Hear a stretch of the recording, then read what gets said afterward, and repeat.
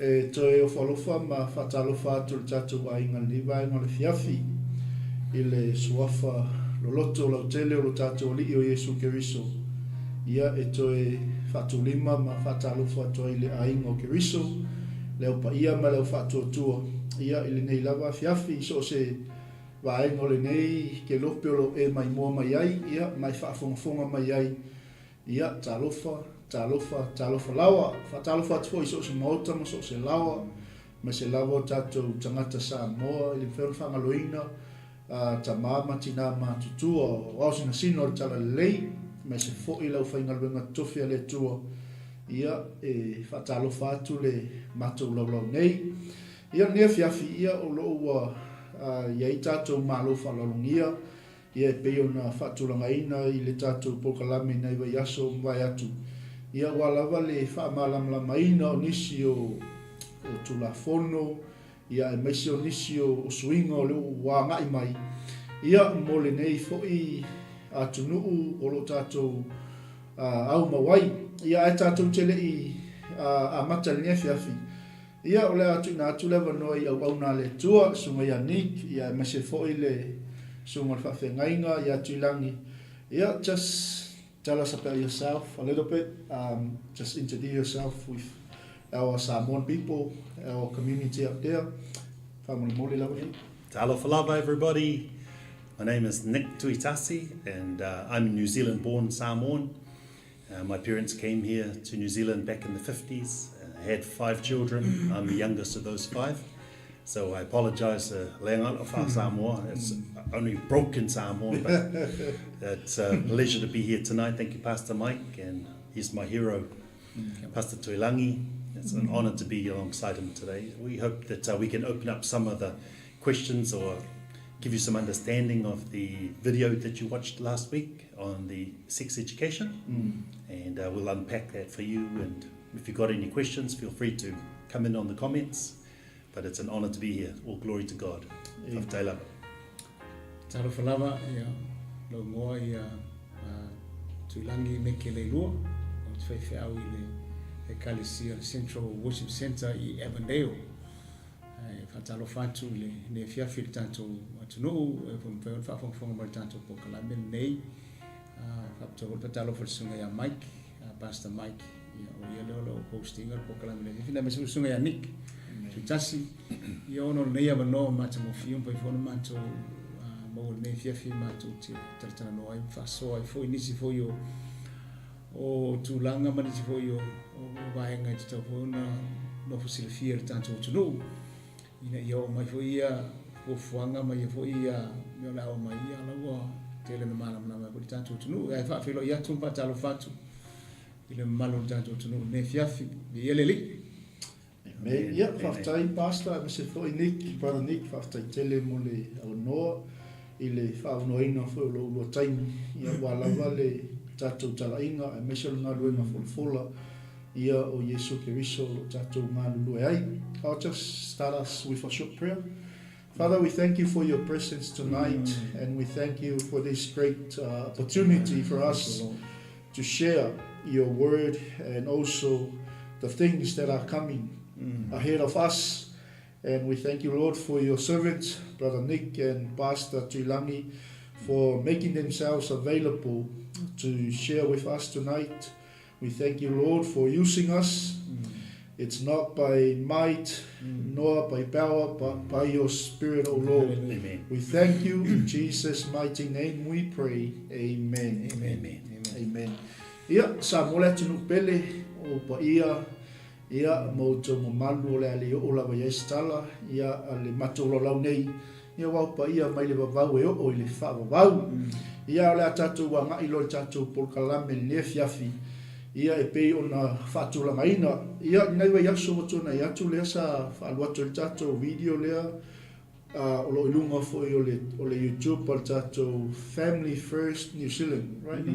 Ia na ia watu le tatu mangana sa mo ia inisi o whainga whaafeusua mai itupa ia manisi foi o suinga o le ngai mai totonu o le nei atunu e mai se lava o whea le a mata mai ai Ia ai tātou te le ioi nei fesili foi o tape na ina tātou pokalame nia fiafi.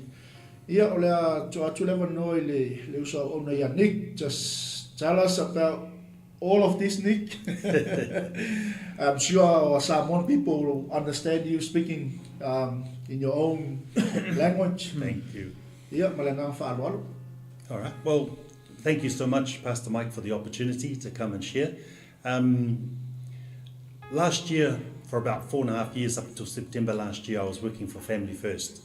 And we created a Pacific Wave group, which Pastor Tuilagi was part of. And I asked him if he would help to translate the different legislation that came through, and the one that we're tackling tonight is the one on sex education.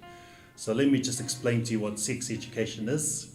In the schools, the government have given a program for the teachers to teach about sex, and when you have a look at the new program that's coming out, I'm a bit concerned. There's some real issues that I have, there's some problems that I have with the way that they're teaching it, and I don't think a lot of our island people are aware of that, and there's many reasons, and please, I'm not trying to beat up on you, but I know for our Pacific people, we're very, very busy.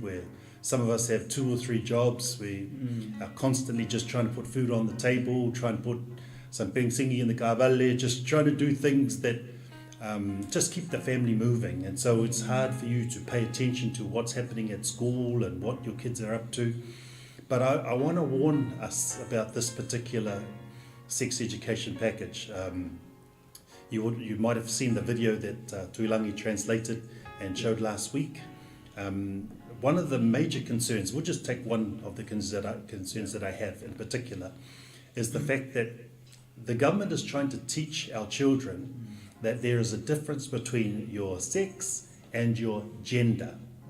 And so in the Bible, there is only one gender, or you're either male or female, so sorry, 2 genders, male or female. But what they've introduced now with the sex, they're trying to say, you're born a particular sex, either a boy or a girl, but you can choose your gender, and it's not 1 or 2 genders, it's like 100 genders, and you can choose what you want to be. Now, that to me is wrong, because from our Samoan perspective, we believe in the Bible, and the Bible's quite clear that there's a male and female, so all of these other genders that they're trying to introduce, it's bebelos, it's wrong, and it's going to confuse our young people. And that's the first thing, and I'll just throw in the second one at the same time so that you can think about this. They think that they can teach this teaching to the 5 and 6-year-old kids. So, you know, I have 3 daughters, they're now 28, 31 and 32. The thing is that we taught them about sex when we felt that our girls were ready. However, the school thinks that they should have the right to start teaching, even though the parents don't want that to happen. I think we need to be really careful, not only the fact that they're teaching, but what they're teaching. So, I just want to put those 2 things out there. The one thing is that they're trying to teach that you can choose your gender. And the second thing, they're trying to teach it to 5-year-olds. And 5-year-olds, they don't even know what to choose for breakfast, let alone what to choose their sex. So it's a very dangerous thing in my perspective. Pastor Tuilagi. I tusai ma le saunanga le seanik I vaenga I ua whataoto mo taimio numa I masi fo le anga I mai o swinga I vaenga I lua whaigo ne saunoa I le tātou lawana ngana mo le malamalama atili a tātou whafunga nefiaf. Whaftai, te lausunga Pastor Mike Murfizili, te loloa mana saunoa tusunga ia Nick, ai tusai fo I mo le tau whaamamamaino o pili nei o te lo pili nei o la whawea matu la whono I stenu luma ai o le tūlanga pe ona tau mai sunga ia Nick morsi le fira tātou tunu ia o le ai le to inga o nganga o le awhai tātou whanau pe la ona tau Nick ia fo le e tele atu ia whaperetani o le chenda so le Itupa ainga So whale tuainga, so ele lua, ele ngā le lua ni tuainga tangata. Yeah. So it's more than two genders. So tu mai le tanto ngana fa mo malam lam ho tanto tu so le ai le faitali o le tamaititi ho ile le o ina me nga pule po le lau gender la fa penga fa pena fa na mo tamaititi o le tama. So e matua loa ona faiola na fifilinga mai tamile le titi ia e a foi le tono na inga so fua o le tamaititi pare matua lo le o ngalanga e matua lo na faia le ona na fifilinga mai kele to inga genders.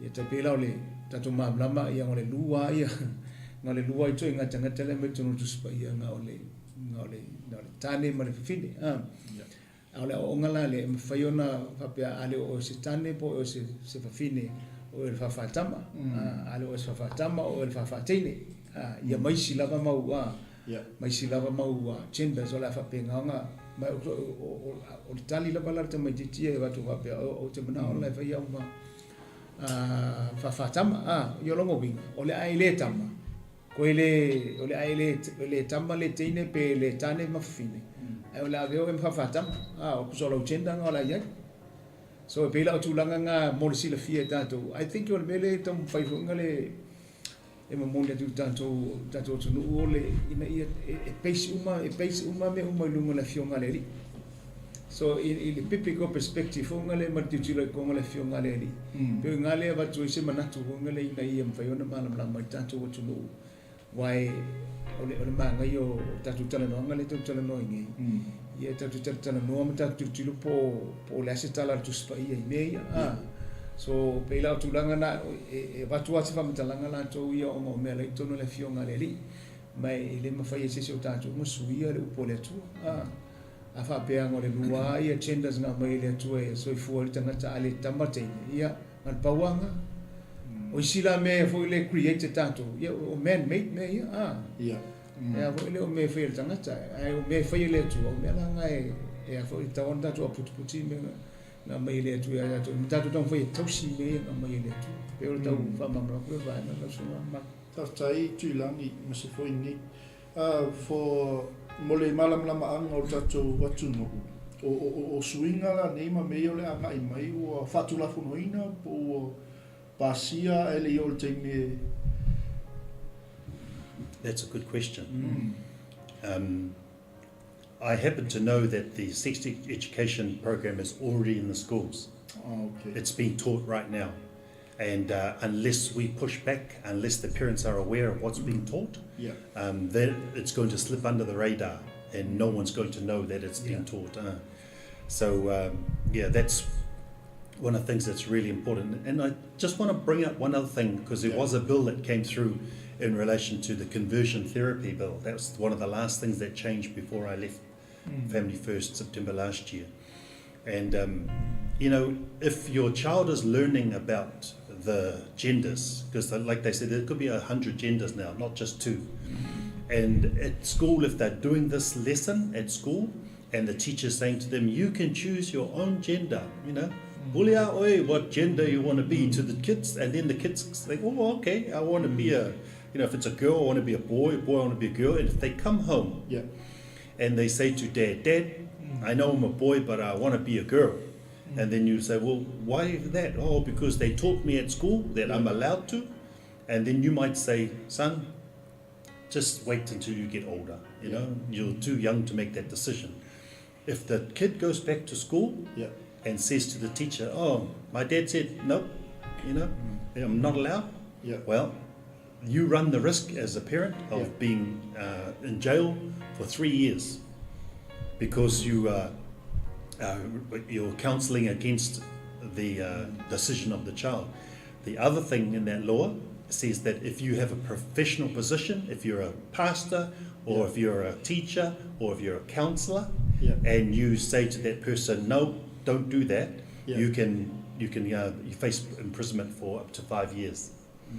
So that's the law that's coming now. And so that's why everybody's too 𝚘𝚙𝚢𝗟𝗔𝗜𝗍 to talk about these things, because they're very, very scared to preach in the church in case somebody's videoing and then take it to the authorities and say, hey, there's some hate speech that Pastor Mike was saying on Sunday at church from the pulpit. Yeah. And that's the difficulty we have, because that law now protects the kids, supposedly. Yeah. Well, thank you, Nick and Pastor Tuilagi. To be honest, o te rei lo lua tupu te nei tono o whale aunga i o te rei lo fo ile mai so tatou atuku. O te rei msalo mai se sila fia i lo suma. Po le mea o le wa worldwide, global i le wa fia o mai tulanga i a e o le e patino lava tatou whatalanoanga mo nei atu no lo tatou o maua.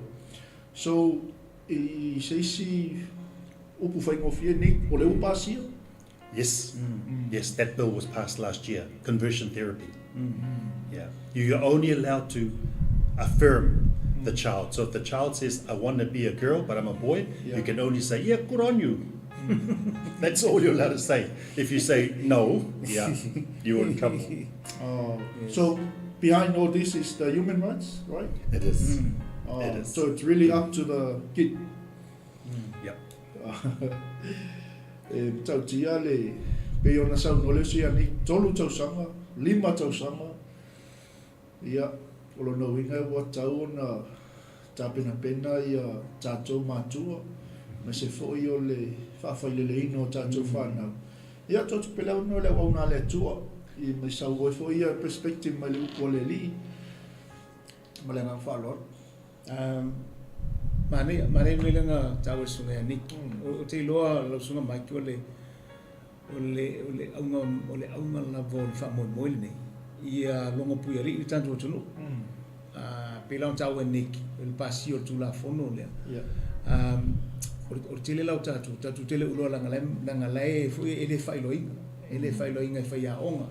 Ele sa voi lau tama whapea mai voi e ma o le matou tau po ia ele mbailang whailo mai pie se me funga le tanu lalo ka pe ka se ai o la o itamit so o le manga ia le mele wa ia cha wa ia o le mana ia o le tatu fata nonga ni ina I mawhai ona malama tatu tangata malama me se lama la ia tatu o matu o le ia na yalo mwhana ula itia I tono o onga temi nei ona ia cha ula wa ia le mawhai ona tatu to suia le mele o sau I think in Bangkok for you se Faiga for the Taufia. Ongol mea wo I langi.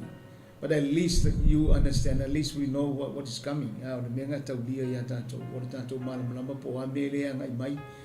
Ia ona whapena no whai se Faiga. Wai a foi le whai ngofie. Mai lo se mele le foi e matua I whainga tala foi ona foi lenga unga tiol si tamama si tina malana whanau ai sa sistema jiti whapea mai lona tamama malona tina ia o aule la whapea o lewe whafonga mai fwoi meu ta o sunga ya niki ia ole whasalanga nga mwhai whasala il tangata tu sapo o ona letali mwhai whapui o tu la fono ile tolu tau sanga whapui ia whapela o ta ito whai aule pe whanga uta o wa kasi le me fonga le wa mo le sile fia fo ya ile ya chaula yo le fia a fa pe fo ya tate la unga tu la fio nga le li ai tate la unga te le upole tu ai la tu la fio nga le tu ai he te ma ti le mo fo mai e ile ya tawur te ma le right mo le human right va pen e me fa nga tu mo te ma ti nga lunga fa pen my pastor I don't want you to preach that message because I'm hurt. So o le ala kala pe fiau fa. Ngai fa bro fa I'm sorry I won't preach this message again. because you hurt. I won't. Sorry. You know, o fe me ku are you standing to please the man or please God? Amen. We are calling to please God. So te o le melo titi loko ia ile ngai lo. It's elefeng ofi. Yeah. And it is a challenge for us. Ia o le buka ko o ke fonga le o pe ona ile o apostolo ya so ia fale ko ngam tu fa pui fale tonua ai le mfenga fo ile apostolo ia o totino ya ke riso Yesu I think ole ko inga menga le la tanto wanga ia tu ia ai ma ne ia tanto sa unia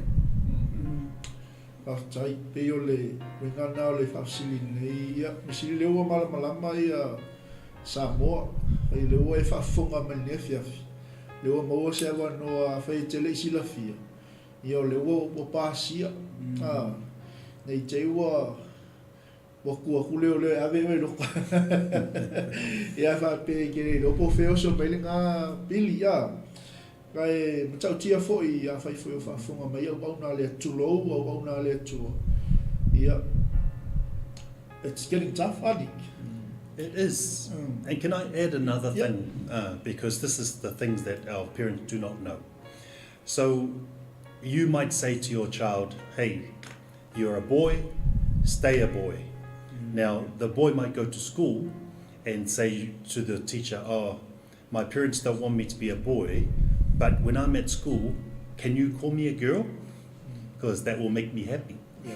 And the teacher will call your son a girl at school and not tell the parents that that's what they're going to be doing. Now, here's the thing that's really important, that this particular sex education is going to open up the minds of all these young people, because they think now they're free, they have freedom to choose.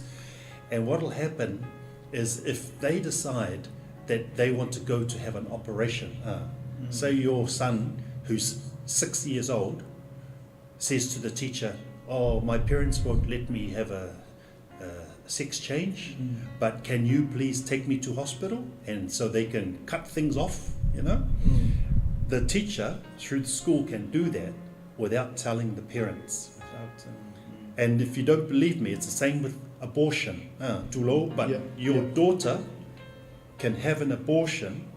The school will take her to the hospital to do it all, and they don't have to tell the parents. The parents, you know, according to the law, they don't have to know. And I'm thinking, oh my goodness, if you think of that from a parent's perspective, that your daughter's gone to the hospital and had an operation, you know, to have an abortion, and you as parents don't know? I mean, how does that work as far as the law is concerned?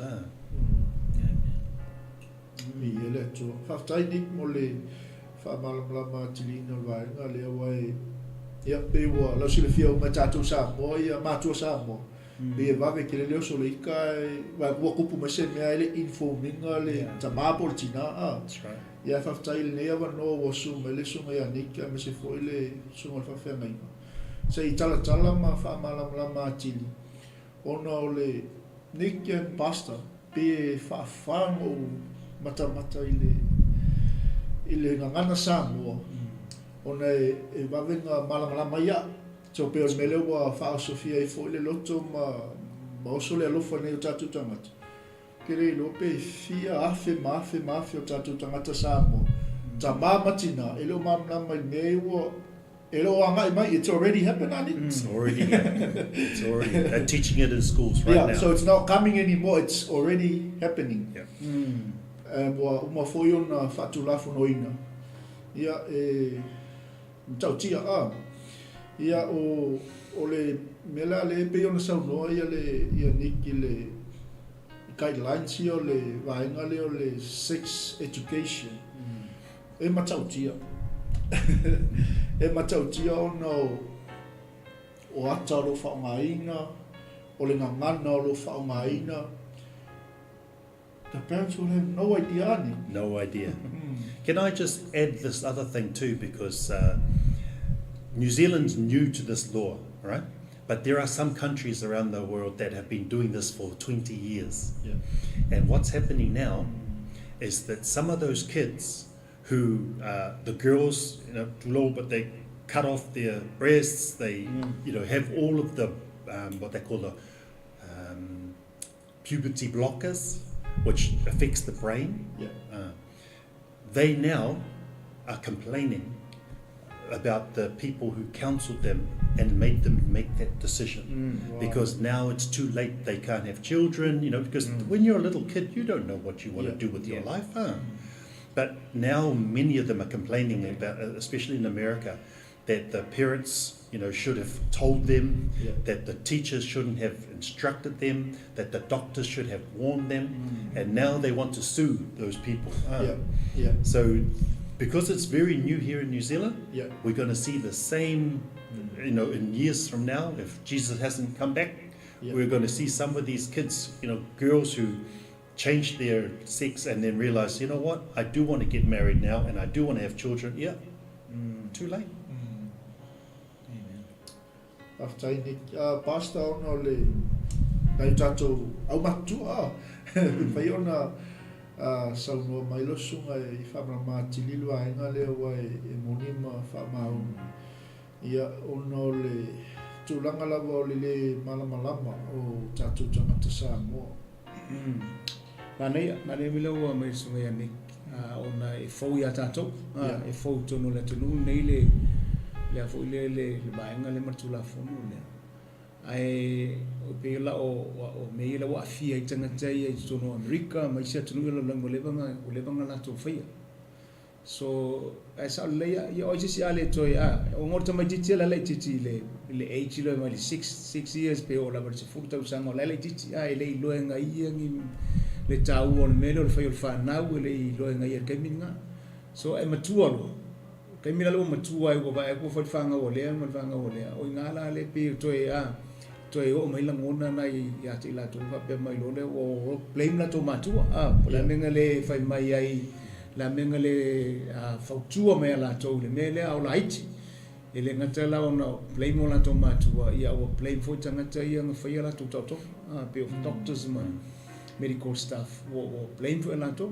you know me umai o ia le ngona ia o le ai o se fai nga fai kai mi ngi so ia ma ngai lo tato por kalamen le la sunga mai o le tato tala noi a left brand new Congo New Zealand so afa fonga fo tato o no ma fo matena tato tangata ia o le ke le ba ngoi fai se fai nga wa me la ia lo tato tilo result on mele la o I tangata fa pena o to sala mo o matutu o le isi men ko fai ele tem fai se me wa too late but o gaming le tatu te tu la fono le it's a brand new law why ngata fi mo kama ki o le ki ile age la ia ai matua lo o ngai lo ngona nga ia of course la ngol men fai ele tu o ngai na fai ele tu fa pe o tane o foi lo fine e kawanga yesi kai me fai sa fanga ai awol le fai fu le menga mai le tu ma le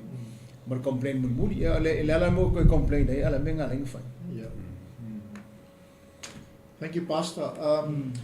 Ole mele what amazes me, Nick.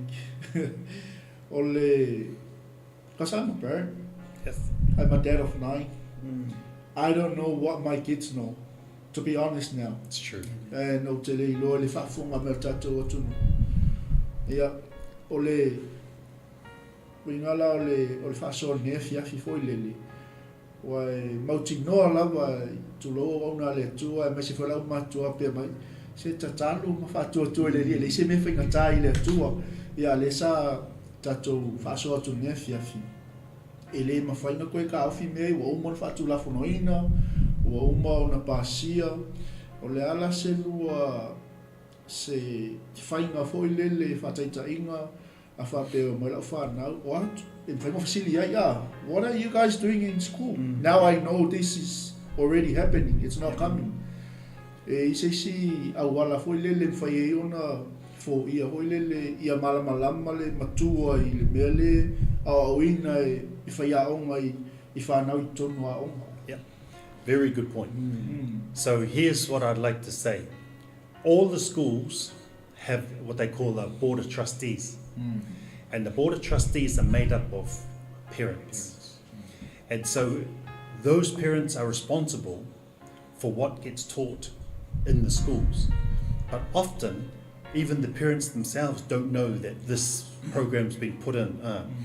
Two things. One, I'll just say that with the new government that's come in, National and Family First are going to, New Zealand First, are going to have a look at that and try and get them to stop teaching that stuff in the school.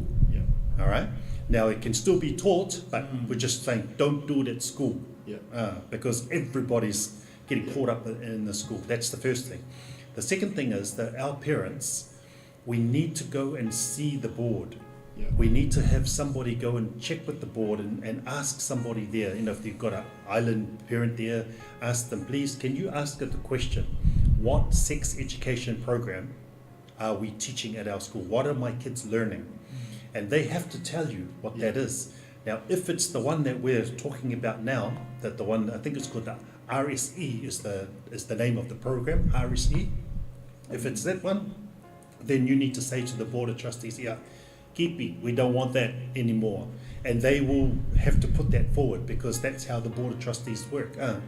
If you want something, you go to them, you put it to them, and then they can make that decision. Yeah. But that's the first thing you need to understand is that only our parents on the Board of Trustees, they need to be aware of what the program is and let us know. Yeah. So if we are too, bala'ai, or we, Yeah. if our English is not good enough or whatever, then we need to have your oldest son or your old daughter or uncle or auntie who can ngangu properly and go to the school, ask on behalf of the family, and then let us know what's happening there. So in other words, Nick, you as a parent, you have the right to ask. Absolutely. Yeah, and the schools are always saying we want parent involvement. We always want parents to come, welcome to the school and stuff. Or then take them up on that offer. Go to the Board of Trustees meeting and ask, please, can you tell us what is our kids learning as far as sex? Now, some schools, they haven't touched that. They don't want that program. But other schools, they're pushing it because there are a lot of teachers even that may be gay and have a lean towards that stuff. The other ones that really want to push it so that all the kids can get it as well. So pe mana ia la suma pasta, pila mana ia vai ngalu faso ini. So ka kula tatalo fa kan wenga Mani. ale ma tatalo ma mo fa. Ya mo sa fala telenga pasta. Mana ia le vai ngalu tawo sunga ni. Io e sa le lo sunga pasta mai. Ile vai ngale ya foile. I think I wanted to ngalu ngarta mamartina fa o le tala ile ngato le tata. They have that relationship with your child. Faiga faso ya, faiga faso mai. Wai elo totonu la sunga mai ko pe sunga ni. E ma faia o sa lo te li ta o mai ate o me le tupu tonu na o. Ba fa pe le relationship ko ta ite mo ta li po ta fine am. Ele mfanga usa pe fa faia o nga o nga ilo lo kamar mele, o nga ilo lo kingar mele. But o tali polo fingo umma le nga o le o ye te mamartina umma yo nga mala malama le yo matua. So tu sala pe fa martanga tala yo e lo le lo tali lo so nga kamala lo kamala le fale lo tinale le fale. So la vala le te mi fisila to te mai le tali e ye ni wani me na o fai o to wa. I think it tala no ma lo tali me ta sa mo me. So lo winga la le al mele tau moli atu ia le leil mafutanga fuili le tamama tinama mana marfana ia wonga yese me wonga le pi fefe kama giki ka mo se me o sa war ka mano wonga le wato tele ngo tamati wa fuili o la fi kala mo ai le fi kala mo me o fefe so I think it come pure le leil relationship mo mo tamama tina so se me la mala tu puto yo e le me fai anga pong saila o mala malama le wa tau mo ya ia fakasila mar talo pe sa ngolo sunga mai il vai ngale wai o lo pumongia ia e o fatasiale e o fatasiale tanto tu ile tua ma tanto foi tanto ngaluenga ma el meleng ta sunga ya mai e lo sken fure ka kuki ko tanto tu mo em ka como fungo foi me fa pe ia ko pe o me o mal lang but we have to do something mai le tu ka ko le me ka o le wisdom ka ko ke fai ai ka ko foi decision Faiga ko fai unga langa ele o se atali po ja finga belong to the school. It's your children. Your children it's you're responsible for your children. Ele responsible la unga mo kamat. Wal me la unga la wa. But the whole life for kamajiki. Ya e fa fai le me along kama mo kinga. Amen. Aftai fai unga fa popo mai ni. Wa fai fa funga mai matur ne fiafi. You will be amazed if you go and talk to your children. Because so le wo mau fun nephews. Leilua it's already happened.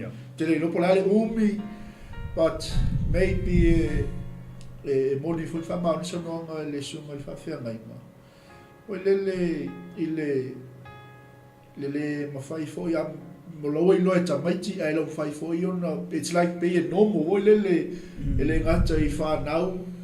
Ia pa, maybe ke whisili lau whanau po, and o kaliko, you will be amazing me talanoa to tamaiti. Io I lola e mo ele avanoa. Ia pe on sau noa le sunga la whea ngainga. E toe whausia I le ainga, ma toe whau le ainga. Wao ngale leile so tanga whanau. Ia whai ona le whai ona waipi kua le human rights.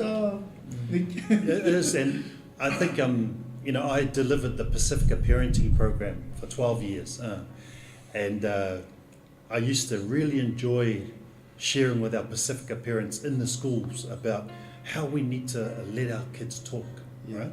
And I tell you why, because when I was growing up, our parents didn't talk to us very much. And you know the old saying, kids should be seen, not heard. So we had real problems, and you know there were 5 kids. I was the youngest of our kids, and I always used to like to talk. So you know on Sunday after church and after the Samoan service, when we go home, all we used to have for dinner was 𝚘𝚘𝚙𝚢𝚑𝚝 and 𝚘𝚘𝚜𝚑. That's it. That's dinner. And so in the 𝚘𝚘𝚙𝚢𝚑𝚝 and 𝚘𝚘𝚜, I was talking, and then my mum would say, "Hey, where's the mouth for the eat and where's the mouth for the talk?" And then that's it, stop. And so I want to encourage our parents, start talking to our kids. Talk to them and allow them to chat at the table.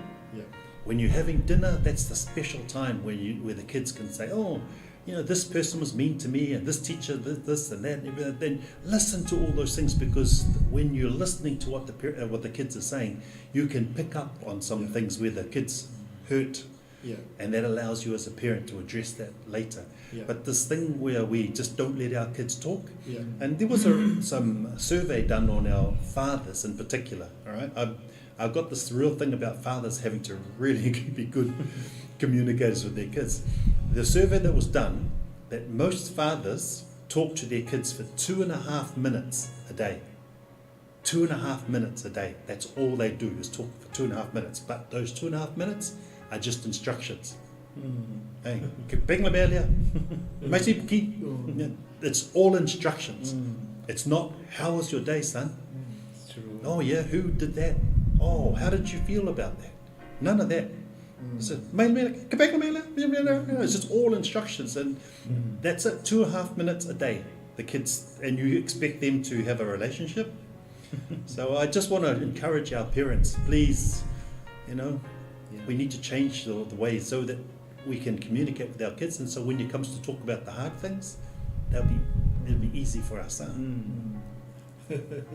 After Nick, 𝚟𝚑𝚙𝚢𝚑𝚝 for your whāsoa nea whiawhi, pe ona 𝚟𝚑𝚙𝚢𝚑𝚝. Ke moni whamaoni, I think I'm part of those fathers. I'm being honest. That's good. So I'm going back home. I'm gonna have more time with the kids and make them talk to us.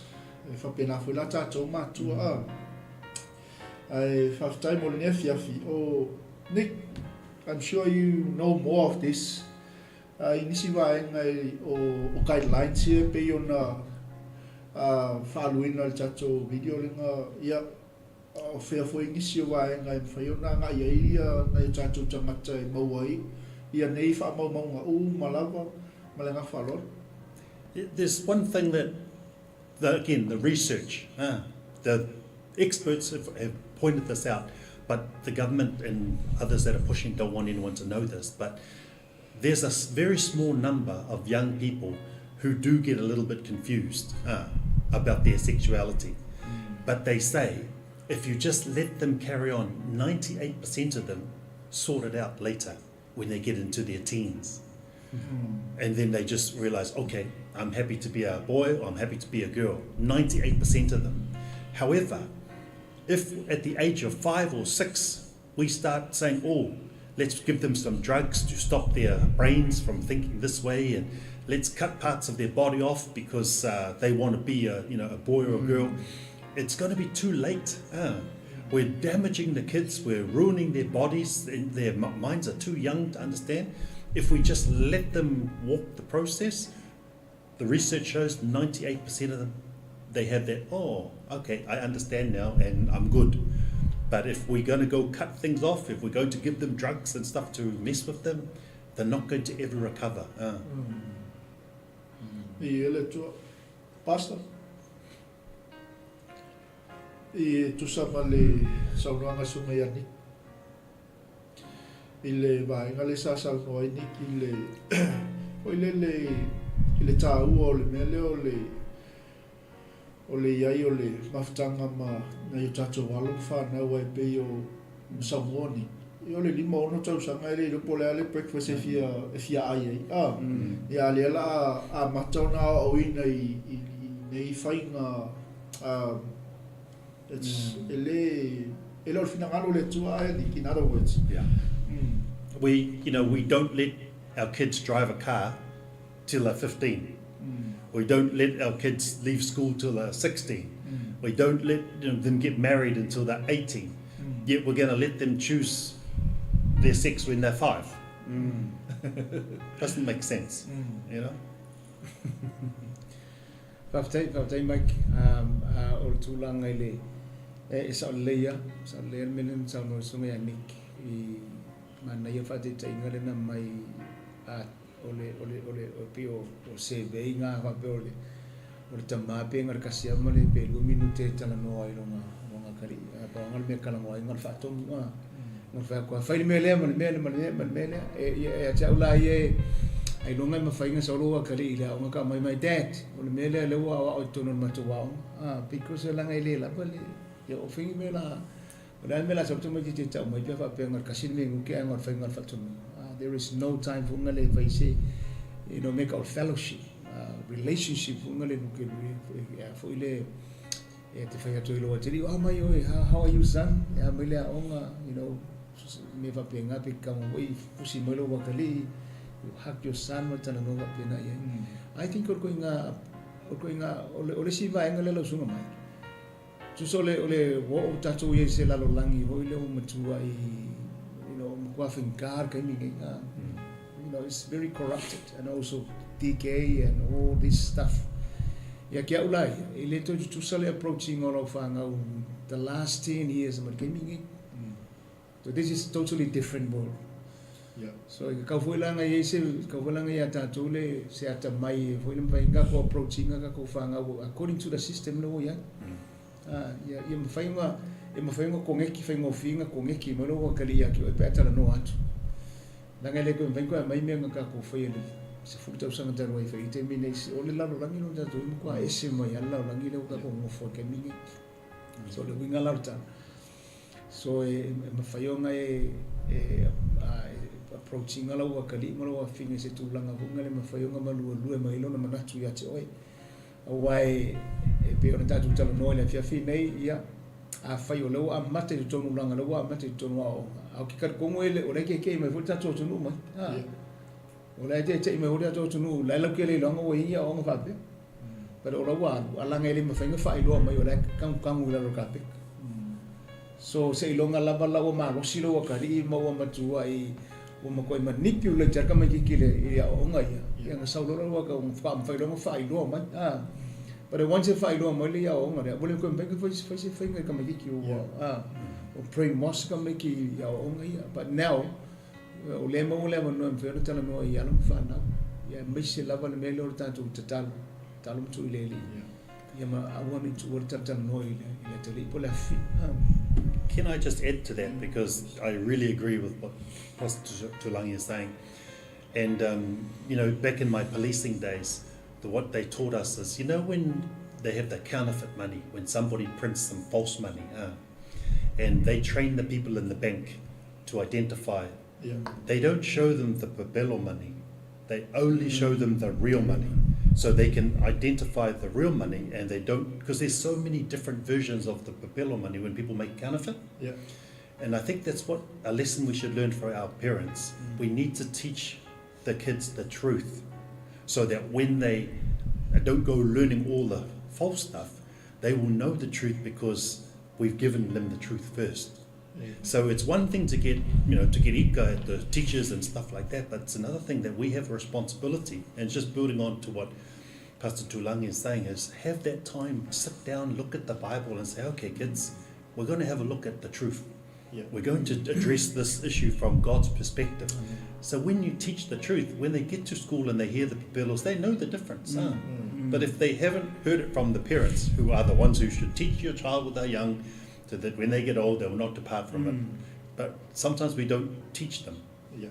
And so I want to encourage our parents to take the initiative and to look at some of the scriptures and then sit down with their kids, and before they do their family local and say, kids, something on my heart, I want to share something from the Word, and then we're going to have our local. And just take that opportunity to get the truth out there, because there's so many versions of the papelo, but kids need to have the truth. Amen. Whaftai pasta o le tufa fulinea fiafia mese o le whasoa waltaltalaina pe o nei suinga ia e mese o le ua o lua tupu le taimili nei. Ai whaftai foi lele ona e o lawa ia ia o le mawhafoli loto ma whaftai le li. Ia o le ai maua lewa noa e taltal noa i whanau. Ia mese foi tato atunu o lo whawhanafonga mai.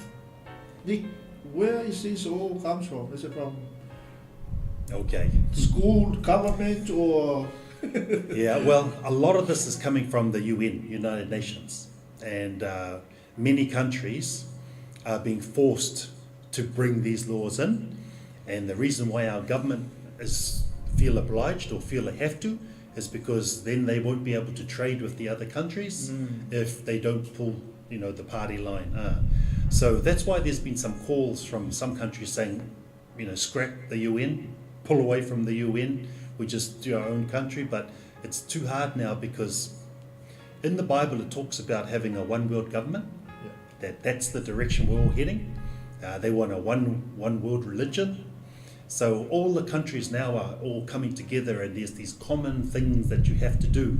You have to have this sexuality stuff, you have to have the hate speech stuff, you have to have the euthanasia stuff. There are all these things, these laws that are coming from the UN and from other countries. And for us as a small nation of New Zealand, if we want to trade, if we want to do business with other countries, well, we have to toe the party line. So that's why all of this stuff, all the lapisi is coming from overseas, and we just whamanga and take it. Amen. Whaftai ni. Ole, it's just a question that comes to mind. E inisi tato atunu o whale pui o nala o le tulafono a mese foi o nei whainga o le o tato iai? Not yet.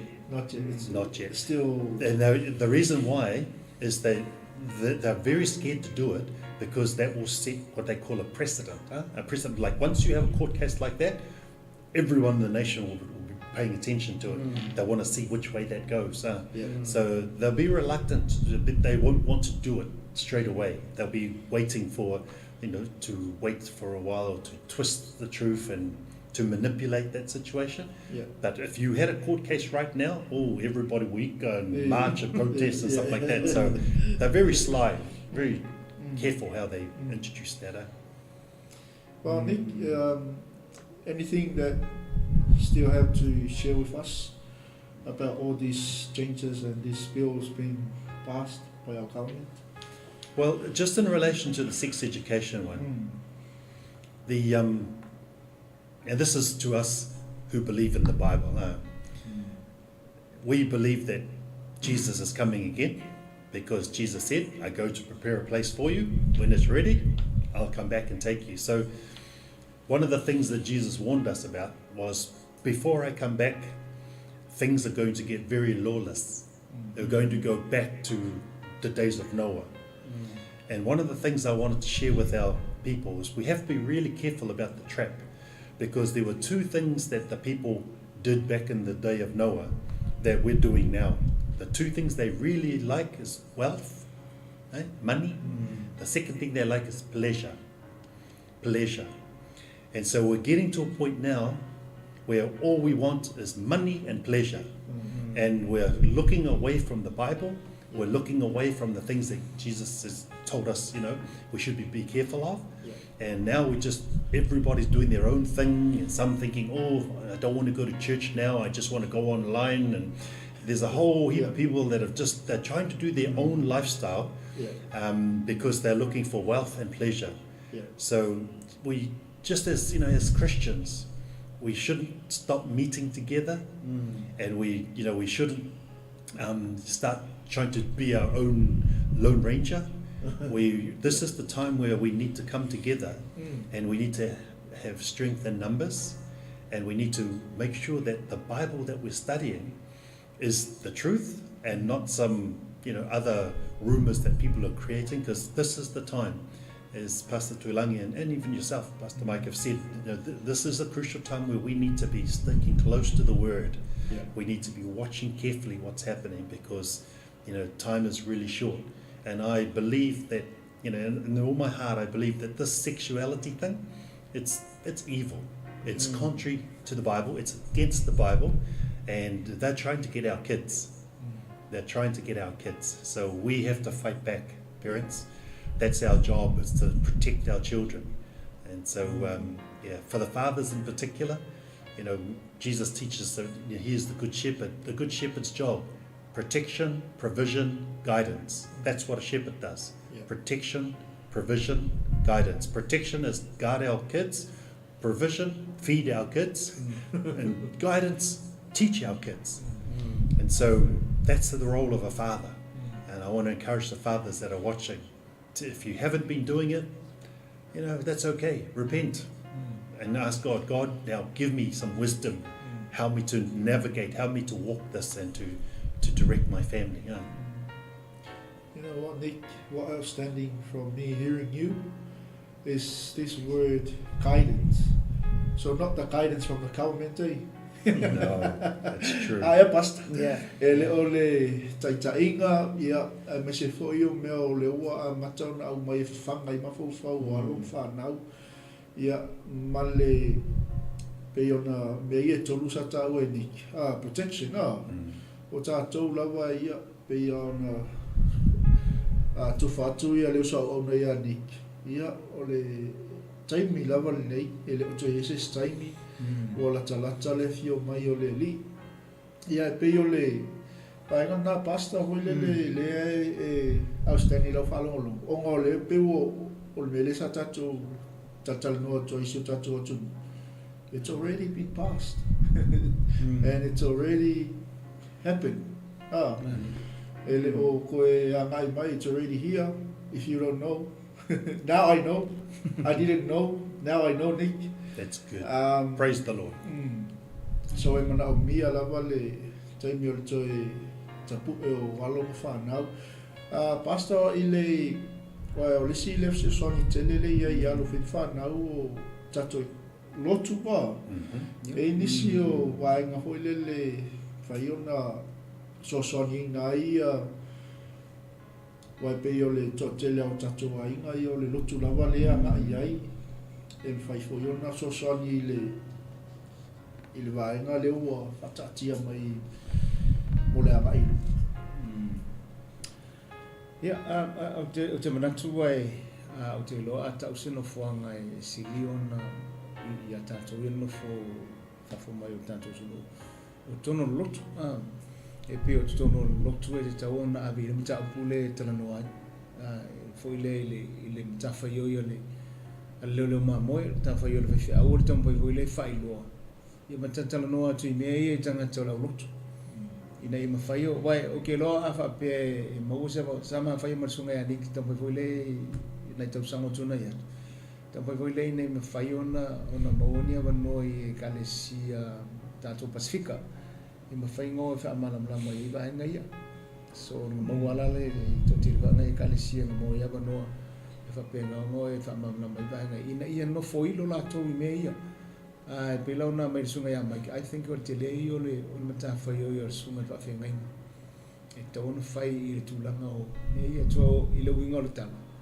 So e te taona mua malama ele ngato matu ia o sunga fo te fia o ka nga malama i vaenga ia afia ia wai o le whanau o le te mamartina al whanga o whale anga al fia so ele mwhailanga na tu nga o se pito tasi fo ile nga matu e whaia le mele na ia o le mta whaia fo ile le mamoe ina ina whaiona longa puia li fo ima wha malama i tangaita ala manga ia la ia tala no tonu le kalesia e tala no le vaenga ia e tala no fu ngale le biblical perspective so e fingo fie ia ngofia ko le wala ngo me uma ele uma kon ku spair kali o me if you try to find the answer is in the word of God so le vaenga ngai manga ia ile Can I just be so naughty to raise a point about our whewhiao stuff, okay?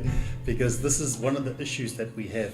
In some of the mainline churches, even some of the whewhiaos don't fully understand the difference between, human rights and biblical rights. So that's why the churches are splitting at the moment. That's why the Presbyterian churches are fighting. That's why the Methodist churches are fighting, because of the gay rights and because of the same-sex marriage and all of these issues. Even the church is now confused. And so if we say, we should gather all the whewhiaos to discuss this issue, some of them won't come because they already have their own understanding which they think is right, and that the Bible should be rewritten, or there's something wrong with the way the people recorded it, and so there's that deception that's in the body of Christ also. Sorry to interrupt you. That's fine. But that's one of the reasons why it's very hard for the body of Christ to come together, because there's so much division even in amongst our whewhiaos. Ole Maria ai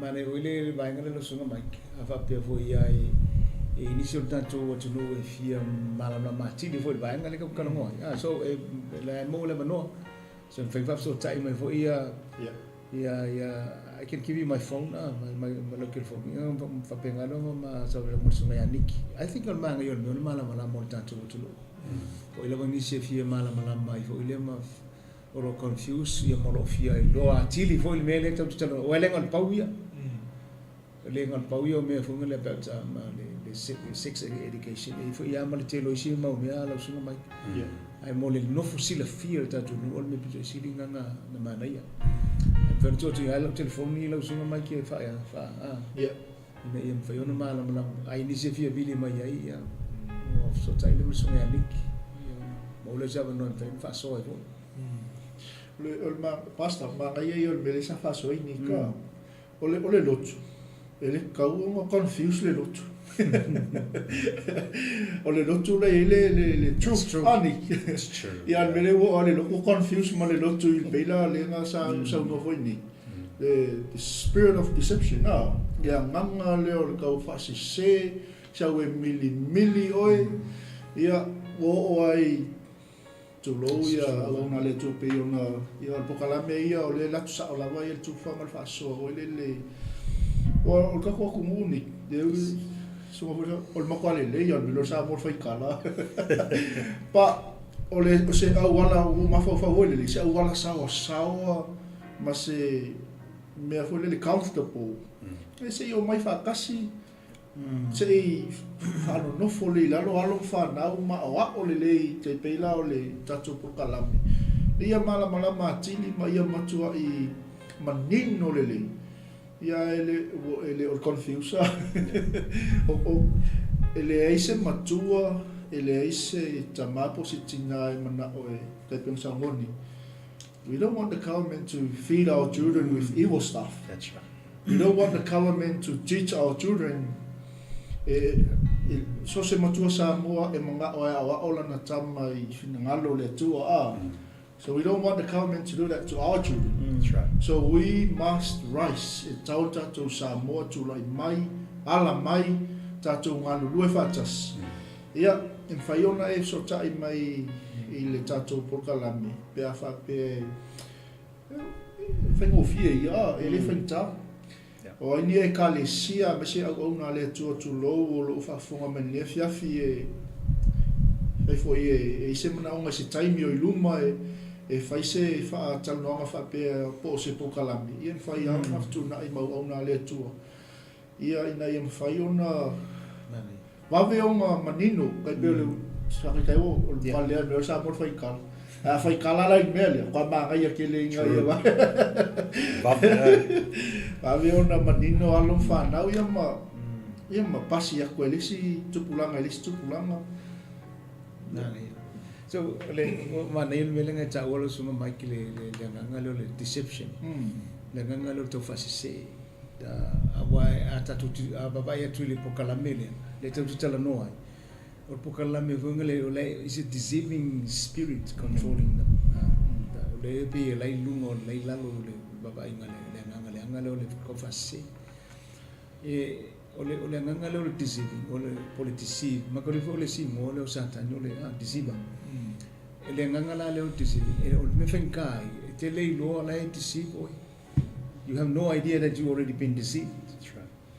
Say longa la ba la ku tanga te fa tu ya e be la ku po ko my brother se se la me ngai fai and then you know quite realizing so no live na deceive ole me exactly the same in pokala me ka kala mo Leilua ka me ki se pokala me pela me ka weni se longa la o maku wanga realizing so le wanga deceive ma ya o la ki maka le boy langa Leilua e bala maka Leilua e bala deceive nga satan ko ai loa e what deceive ga ye ngola mo le tu maka le that's how deceive spirit works Leilua le tangata so o le ma pela le melenta tu tala no ai funga le tatu tau puni inga ele ngata ona manipulate ka ko fanga ele e fire ka me ke long fi ka mingi ko ang realizing nga makua ma papen sole I was been deceived for so long now it's too late to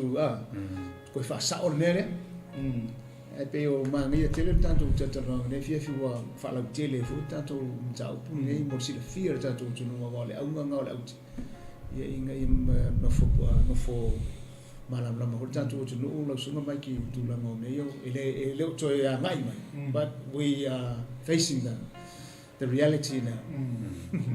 I know Nick has many examples, but ele si me le o long e pela le ngangalo to fa se le o mention o si a fisile ko e mai ke lo ko lo le wo vape. It's true. And you know the thing about vape is 7 times worse than nicotine from the from a cigarette. 7 times worse. And I don't know. It's just. I think we just need to be really aware, as the body of Christ, that the enemy is there to kill and destroy. Yes. That's his job description, is to kill, steal, and destroy. And we don't want him to steal our kids. We don't want him to destroy our kids' future, and we don't want them to kill their hopes and their aspirations to live and enjoy life. But It's been a pleasure to be here, Pastor Mike, and just share some of these thoughts. But yeah, actually, let me just share one little parable, which just gives you an understanding of how the church has been deceived for a long time. So in chapter 12 of Matthew, Jesus, right up until chapter 12, has been trying to tell the world that he is the Messiah. And then if you look at chapter 12 and chapter 13, that's when they decided, we're not going to acknowledge him as the Messiah. And so Jesus changes his ministry at that point. And you read chapter 13, he tells the parable of the sowing of the seeds, and where he goes and, the sower won't throw seeds in the 4 different soils. Yeah. That's the first of 9 parables. But I think about the 4th parable in, Jesus is talking about the power of the mustard seed. And he says it's the smallest of seeds, but it grows into this big tree in the garden. And then it says, and the birds come and make their nest in the tree. Now, if you don't understand that story, you think, it's still a bang, the mung, they come into the tree. But if you go back to the first parable, and that the seed lands on the pathway, and then what happens? the mango comes and takes it. When Jesus is speaking that parable, and this is the thing, we're not mamalama to, but Jesus is saying, when the gospel lands on the hard ground, the demons come and take it away. Now, 4 parables later, the church has grown into this beautiful tree, and the demons come and make their nest in the church. And that's what the parable is about. And so that's why we're struggling with the truth, is because the enemy has been involved in our church for 2,000 years. So we need to know, and we need to have that discernment as to what is real and what is not. And often, when you poison somebody, you don't poison the whole meal. You just poison one part of the meal they're going to eat, maybe the steak, and then you leave the veggies and everything else. So, when we're looking at the gospel, often they just poison a small part of the verse, which changes the whole meal and takes the focus off. So it's really important, team, that we understand our Bible, we understand the demonic forces that are in the church, and we realize that we by the Holy Spirit can guide us through this whole ordeal. That's why it's important for us to be baptized in the Holy Spirit and to walk in the Spirit. So I just thought I'd put that out there so that our people that are watching, you might think, is that real? Can I go and study and research that? Please do. Don't just take my word for it. Paul says, test everything. And when you test that, I trust that the Holy Spirit will reveal to you the truth.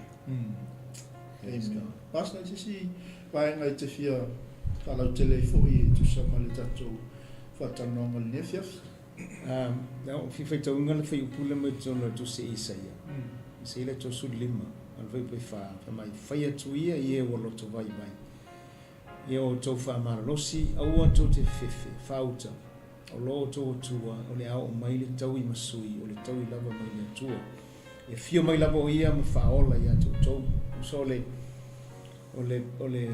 tala perfecto au foi o isaia o ile al pe o la wa mai na ia au me ia be ser mo le loto vai vai o tanto te loto vai vai e tanto fa malo losi me lo ka ko kala ngoa so e pe ia kala fo ngale le alu se le alu le langi tanga ta fo ngale vai vai lo ko vai vai so ka mi ka ngoma kwa malo losi tanto le du mo le li te mi nei e le ka ko kala ngoa fo lai langa e mawhaio ngai ele vai ngā foi leo le e pe e atala noa mo lurka mai ki le mele le matua pe wa kei foi le I tei foi ngale ma maingi la ngona a wha apea foi langa ke loanga e whare pui e inga ia le pero me lenta le tala noa to sunga e niki a wha apea e sa roa kariwa apea mai e to e dad I want to be a kio e a ngā whakula ia whakarise I e makua e o ngā kari e sinamana it's very peaceful answer.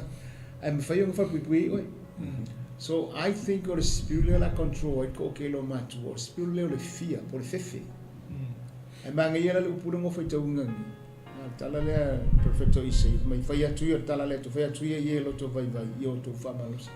Ave ese mo lo ko vai vai. Langa e o le kalmo mai focus pa ia me lo to vai vai ele aru le langi tanga talo ko vai vai. A ko foi se fa upunga fa fai mo vi ele aru le langi tanga te pala ai.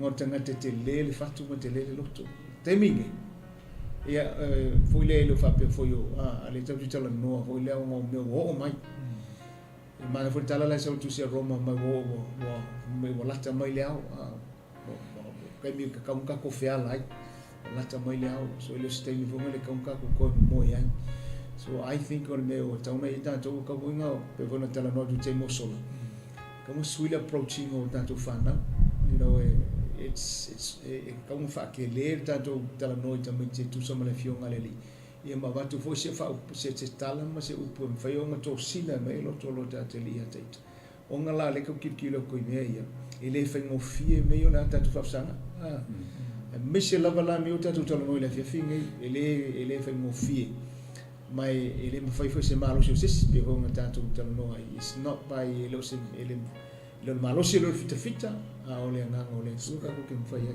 and I think o me umai ia a fo ile tatu te fala mo mala ba ile nga ole li so we lean the leading of the Holy Spirit o ia le ngati te tai tatu me mala ba mai a fa pe ko Tau te muli tai ia mea mai le nganga pa ia ngā ko ele ase me la ko se. Amen. Thank you, Pastor. Thank you, Nick. Tuilagi lava ia ona leo tatou e le whai ungo tatou pokalame nia fiafi. I just asked before we start, like when you share about the gender, the sex. The question was coming to my mind when I asked you. So, lono winga Leilua ia lono winga polis ke miu ke la ku fal mai la fa ngau so kali la le koe sia ba mo e tika le male or female. That's right. And when I ask you, no winga le winga tala we le ni killing si me le fa ngau mai ai le From that. The thing too is like, you know, the birth certificate. Now in the birth certificate, you don't put if it's a boy or a girl. You leave it empty. And you let the child decide if they're a boy or girl. That's the law that they're bringing out now. Wow. On the birth certificate, the child will decide when they get, you know, when they want to, if they're a boy or a girl. All these papelos are coming now because it just perpetuates. It just keeps getting worse and worse because they have to keep opening up all of these things to accommodate, you know, the first papelo. You have to keep telling more papelos. You know, once you start one, you have to keep more and more papelos to make it look like the story's right.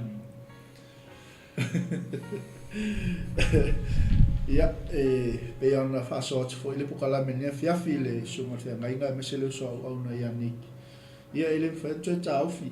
Ai o le tatou ngā lue whatasi, ia mesele o le tatou o ina o le upumoni i alo whanau. E le mawhai o na toe mā lue ai le ola whatuatua o nei o tatou alo whanau. Nick, as you were sharing about those parables, I have to look up the English version but I remember verse 19 of chapter 13. I'm going to read it for our Samoan people. Pastor. Everything's connected, ain't it? Mele fai pa sului wa tau pole su tolu o fata o to yesa sheni. A fa longo se tasi le upo le malo ai le langona. Ona luane ai lea o le ua leanga, ua fau le mea sa luluina I lona loto. Ea, mantua sa mo ka kufeola mai ia ngā oina I tātou pa. O le fina ngalo le o le atua na whai ele tani whai le fine. Ia lauola ma tupu ia e wingo tahoele. O mea sa tali tonu o tātou le fina ngalo le tua. Le o sau le anganga kau whasisele.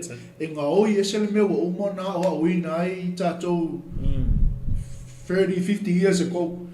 Wa ngai muli mau o le tusia Isaia I le mtaupu e lima, I think verse 20 or 25. O mea kalikongo, iwa le koe kalikongo ai. Pela wa umana tua I le whaipule suma le iwa. Mai le whaperitania, when anyone hears the message about the kingdom and does not understand it, the evil one comes and snatches away what was sown in their heart. Amen. We have to go back and understand the word or the will of God. If you can share a little bit more. Well, you've hit it right on the head. We need to be fully aware, and I need to tell us in this fashion. The devil, first of all, he hates us. He can't get Jesus. He can't hurt God, but he can hurt God's children. That's us. So he's going hard out to hurt us. But here's a word of encouragement. You know, when I was growing up, I used to think that, you know, God was big and then the devil's big and that they have a tug of war. But somebody reminded me very recently that the devil's actually just he's a created being. And when you look at his position, he's not as big as God. He is just one of the archangels like Michael or Gabriel. So, you know, in our mind, the enemy wants us to think that he's this massive, massive, big thing equal to God. No way. It's like God is the sun, that bright, and the devil's just like an ant. He's a created being. However, the Bible does warn us that he is very, very powerful and very clever. Now, we don't have to fight him. The Bible just says we have to resist him. Resist and stand. It doesn't say fight. So I know growing up, in a Pentecostal church, I always want to fight, but I've learned in my old age and wisdom that even the angels don't fight him. The angels, they said, hey, may the Lord rebuke you. So we just got to be really careful about understanding who we're fighting and the fact that we just have to stand, resist, and the devil will flee. That's what the Bible says. Amen. So I want to encourage you, team. Yes, we are up against the evil forces and the principalities, as is described in Ephesians 6. But know that the enemy has already been defeated. Jesus defeated him on the cross.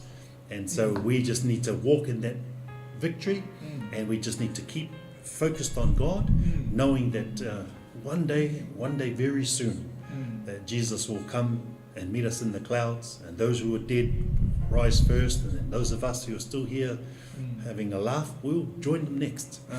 And that's not far away. I can tell you now, when you look at what's happening around the world, that's not far away. So, read the Bible and understand the Bible. Pe o le whaftai le tu wheso so ni tatu pokala menefia filanganga o le tu. Ono le mea le sa mention ni moko o le lotu confuse mo le lotu. Ai sa talitonu il filanganga o le tu.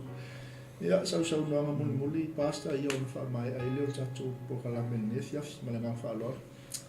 Le ma lo whaftai o te loe le toi Siria was from Talanga, Muletilan of Taylor Sumai, Multato, Proclamin, Fia from Fortato to Nuya, or Lafo say Talamase, who La Loa, Power later to Manifa from Altato to New York, Tom Faila for Lay, in a Malam Lama Shota to Nuya, to Langa, Mewo, Mike, the Otato of Sanga, taking late. It's never too late till they're too early to tell only.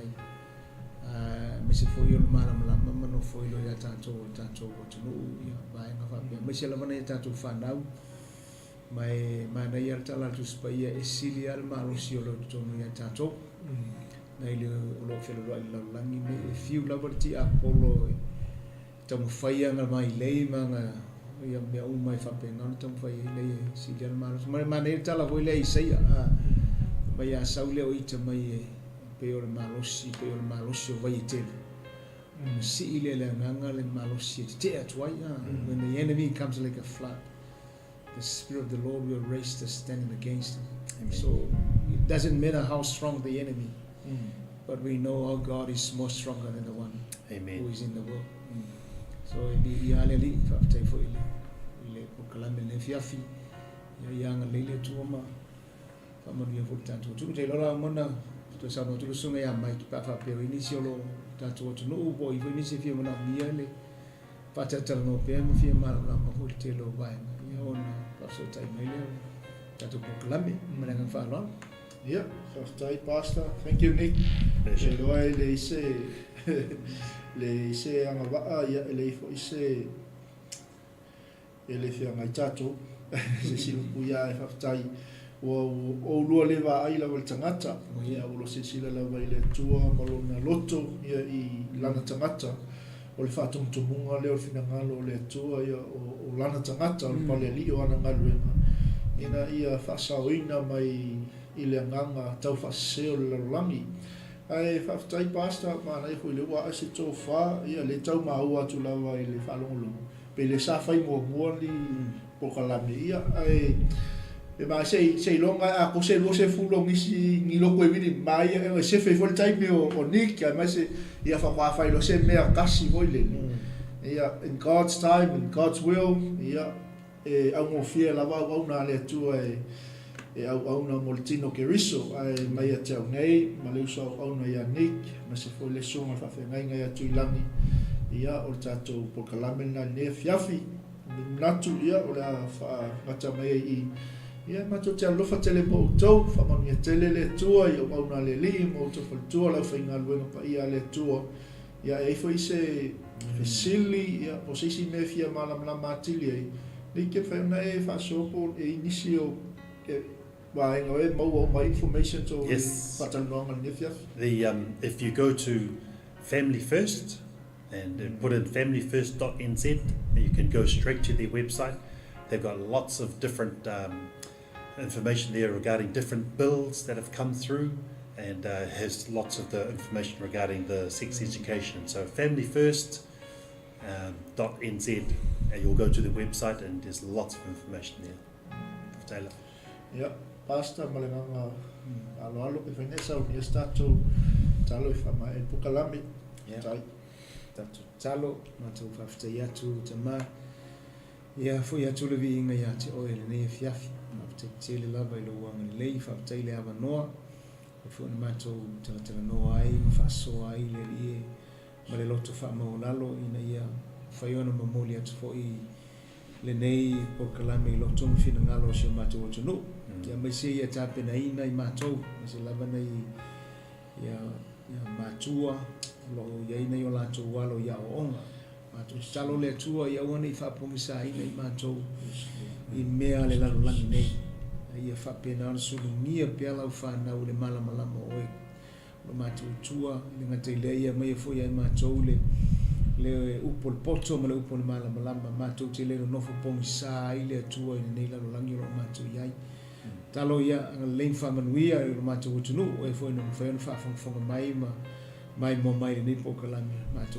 talo ia o tu ele nganga la ufio nei fiafi me fa tu puina le fia ma le oli ia te o mai se ia fa mausali na ai maftanga va lata alta mama tinama na ia lato fanau ma le foi fa manuia le ne sunga ia mike ne ia be fo na ia nei pokalami le fiafi mai so ministry talo ia vel nei ministry se fa manuia yo tangata me so matu tunu ya me se ole tau wasuino le puvai rola ina ia mauni nganga mo le malo le atua e lo family anga le atua family fo so ya nik me se foi matu lava la matu sauni e tu ua mata apel ne fiafia tu le muli wina matu le manolo lo futuno so sau matu le manolo toto ma ngalo si upu ole tau te mali I lo fa fonga te mali fiafine fo pelvi inga ya te oi le tu le tamale alo male nganga pa ia no lo swafa Yesu amen Amen. Ja, so ich hole mir manuia. ja passe vor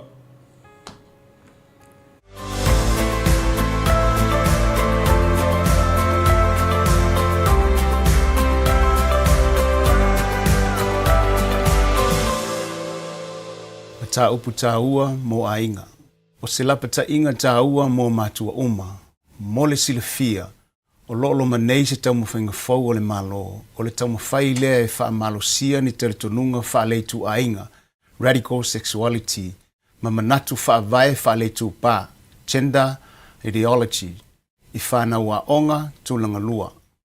A whai e whaitawina ma malama I tātou le nei polkalame fau, e yele manatu o le a wha te ia I tātou, ma le fia ma whesiringi ai pe aisea, a o le a foilo na mafuanga ua whai ai le tūlanga. O le mau po le talia le malo, o se tau mawhainga fau. The government's released a fresh set of guidelines to bring sex education into the 21st century. There'll be a greater focus around consent and porn. Sex education in schools is getting an overhaul with new information released today for teaching topics like consent, pornography and gender diversity. Le lapata inga, mo le silafia o mea o le atutupu. Lapata inga mua. Itupa ese, gender diversity. O le ao leo ta maiti ma le 5 tausanga le matutua I talitonunga whaala le itupa, le mautinoa radical gender theory. O le awhaiatu le whaiaonga I ta maiti. O le filfilinga o lo itupa o oe e pule ai. Whaawau le aoina o le mata upu e le whaiaonga. Whaapea o le tausinga o oe o se tamatane a wana e whanau mai o le tane. O le filifilinga na whai e lo tama ma lo tina. Ai o se whaupunga ua matua le sao. Awa o le pule le tama ma le tina I le filifilinga o lo itupa. A tātou tirutilo ma vava ai tutoa I le tau mawhainga fau le nei le malo ma whaatusa I le taialan na whaata oto mai e le malo I le tausanga ua mawai e manino ai e le ai ni mea fau po ni vaenga ua toi whaalileia. Ma ua malamalama mai loa le lei e le family first le tūlanga. Wa uma o na mātou iloilo mau ili por kalame uma e lua ma whaamaonia ai le ai o se senga o le ta iala tuai ma le tau mawhainga fau le nei lea ua whata o mai nei le malo. Ma o se mea ua te tau ma ono mea o na tātou toi tilo ma iloilo le tau mawhainga fau le malo e whaamaonia ai pe iai pe le ai ni mea fau o iai. Aisea matuai e te tau ono o tau matala a wā puipuinga o alo ma whanau. O le Relationship or Sexuality Education Guidelines a whapupu o le RSE na whalau i loa le matanga luenga o a onga le tausanga e lua o ia September e moni o nei tamo whainga e whaata mo le ngau sia oni sio manga loto ngatasi totonu o a onga mo le fofoina o a mionga whasawa oni whanaunga le lei ai peitai o talosanga ua tuatu i matanga luenga o a onga ole whaatinonga o ia tamo whainga e whaata mai o loo whaavae i lunga o taritonunga le mautinoa. Ai ui lea, ua le tau fia i lava le tamo whai e una ia, ma whaamalosia nei talosanga e pei ua uma o na pāsia e le vaenga o sayanisi. Ai mole sila fia o le talamoni o ia talosanga e le i whaamaonia pe langolangoina e sayanisi. E te le tau o le nei mata upu, ma e te tau i mātua uma o na tutu malosi ma whasilingia le tau mawhainga fau o le malo. O se mea mātu ia ma le whetaui, a wā o le nei mata upu o le au oina ai whanau a o ngā tūlanga lua. O le wheau matautia a fia suilo tūpā e ese le whaingo fie. Pei o sui ngolo ofu. O le a whaata ia foi whanau teine, a wā o le a whaatanga ina tamatane. E na whanau mai o tane la tau te whaongaina po tu sui o tamaitai, ma la tau whaongaina ofu o tamaitai. O iai foi le whaatangana, a le tamo whainga fau le nei ale malo, e mawhai ai e le tamaititi pe a manao ai o na suilo nei tūpai le teimi o a onga, e au noa malelongoina o mātua. E te maua wha malamalamanga, mau ili linga le mātou li poti ua uma o na tūsia. I totonu o le ta iala fau mo tamaiti a onga, tūlanga lua, ua wha malosi ai tū nei. Le whaonga ina o ingoa masui nauna e mana o iai le tamaititi, lua, o a onga ua te tau o na tāpena ina a wala e mawhai ai e tamaiti o na filifilia, whale ese ma potu sui ofu e whetaui malona i tūpā filifilia. E le te tau o na wha malosia tamaiti ua sui tūpā e whaonga whale ese, gender neutral. Le whailonga tangata, e te tau o na tuu le whaitalia la tau te whaonga le fale ese tane po le fale ese teine. Tolu, e te tau i whaia onga o na whisilingia, ma whaatala noa i tu a inga o wha sinamanga o le tūpā. Whaataita inga, le taritonunga ua na o le lua i tūpā o le tangata, tane po le teine, i le teimi whatoa whanau ai. Wha, e te tau i whaia onga o na whaatala noa, ma whawhinau ma ta upu e iai, te te e tua, e tau a whawhine, ma tau a tane, te te e whawhine, ma whawhatane. Taritonunga, e le tau lia le tūpā tamaitai. O le taofi ua na o le lua i tūpā, o le tane po le teine, e o lava i le whinawina o a fianga i whainga whakolone. O le tamo whainga whaule nei, o lo tu lei whaamalo si eile o ina o tamaiti fitu i le valu tausanga. Ina ia lātou i loa me nei, momua, ma tau winga, ma whailonga whaale i tūpā. Lua, malamalama i le se sengo winga o le whaupunga i tūpā, ma le whaasinumanga o le tangata i le teimi whanau. Tolu, i loa le telo i tūpā ese mai tu ainga o whaasinumanga, whaale i tu ainga, o loo whaonga e 𝚟𝚒𝚢𝚎. O le awa o foi le taritonunga le whaamaonia whaapea e le na o le lua i tūpā o le tangata. Whai mai lātou te lātou whaupunga e matua se lava le taritonunga masani whaapea ua na o le lua i tūpā o le tangata tama, po le teine, po le tane, ia po le whawhine. Ai le na o vasenga soifua maloloina o le a o ai, o loo tauma whaile malo e whaafoi vasenga uma, Ma so se mata upu ia onga tūlangalua i New Zealand ao. I le mata upu sayanisi. O le a ina lo walo e whaatūlanga le ngausia whaale natura o i tuainga o 𝚘𝚑𝚙𝚢𝚑 ma fesilingia pe ai se ana sui ai whainga tau 𝚘𝚑𝚙𝚢𝚑 mai le amatanga e o mai i le so. Ma whaatalanoa foi, whaalongona fau o le tino i le taimi o le suinga o le olanga. Mai le tamaititi i le tangata talavou. Ma whaamatalanga o ngā luenga whaatino o fuala au e tā ofi le suinga whaale natura o le tino i le taimi lea. O le fesili e o keia te oe le o ina o mata upu mataritonunga fau wha le tuainga i lo walo ua whatoa wha aulu whale i le aonga.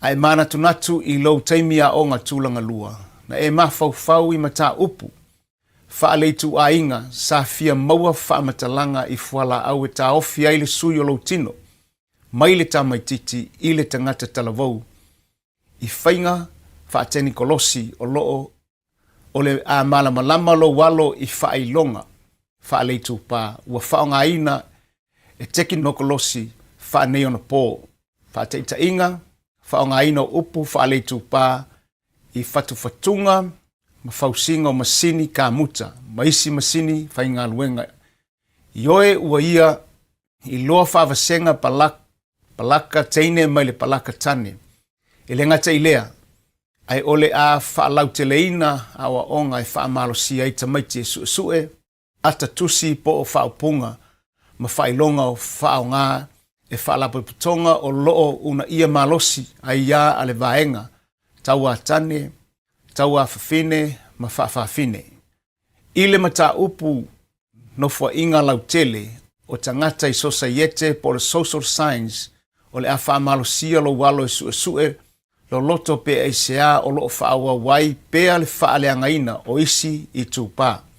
Whaate i tainga, suesue le mafuaanga o le solo te o le Me Too movement. Ali liurenga ngana whaingofie, whaatonu tamaite whaatalanoa mau ili le winga o tustusinga whaa oso i lunga o upenga ta whailangi, ma whaatalanoa ai mata upo le vā whaloai, whaale tūpā. Wha pei tu ainga ese, wha le tu ainga e pei o 𝚘𝚑𝚙𝚢𝚑. Ma tau mai o nei mea o ngā ua whausia wha apitoa mo le aoina o tamaiti a onga tūlangalua. Ua manino mai e le tatau o na aoina nei mata upu ia onga tūlangalua a wā e le tāua i le tamaititi i le taimi o lona o langa. A tu i seisi tū o le amatua wha alavelavea, lea tau mawhainga o i foi ua tanto i loa ai o le tau mawhainga fau lea le malo o se awala e faa fai lele ai o latou taritonunga faa le tūpā ma faa le tu ainga i whanau wa onga. Tūlangalua ina ia ma tutua e ua latou muli pongisa i ia taritonunga. O whale a onga ono fuanga fausia whaapitoa mo le a oina o tangata e lei fausia e fai ma fale e tā lai ai taritonunga. Pe whaapolokiki ina ia babeli liu ai tamaiti e whinau ma tā lai taritonunga o lo tūlei e le malo. O le mea e pito sili o na ofo ai ua matua tipi lava i tua se isi lava manatu e ese mai le taritonunga o lo tūlei e le malo whaateita inga. Ua wa ese le taritonunga mahasani whaapea e le o oe e filifilia lo i tūpā. E le ai sea whaapunga i totonu o le taumawhainga fau.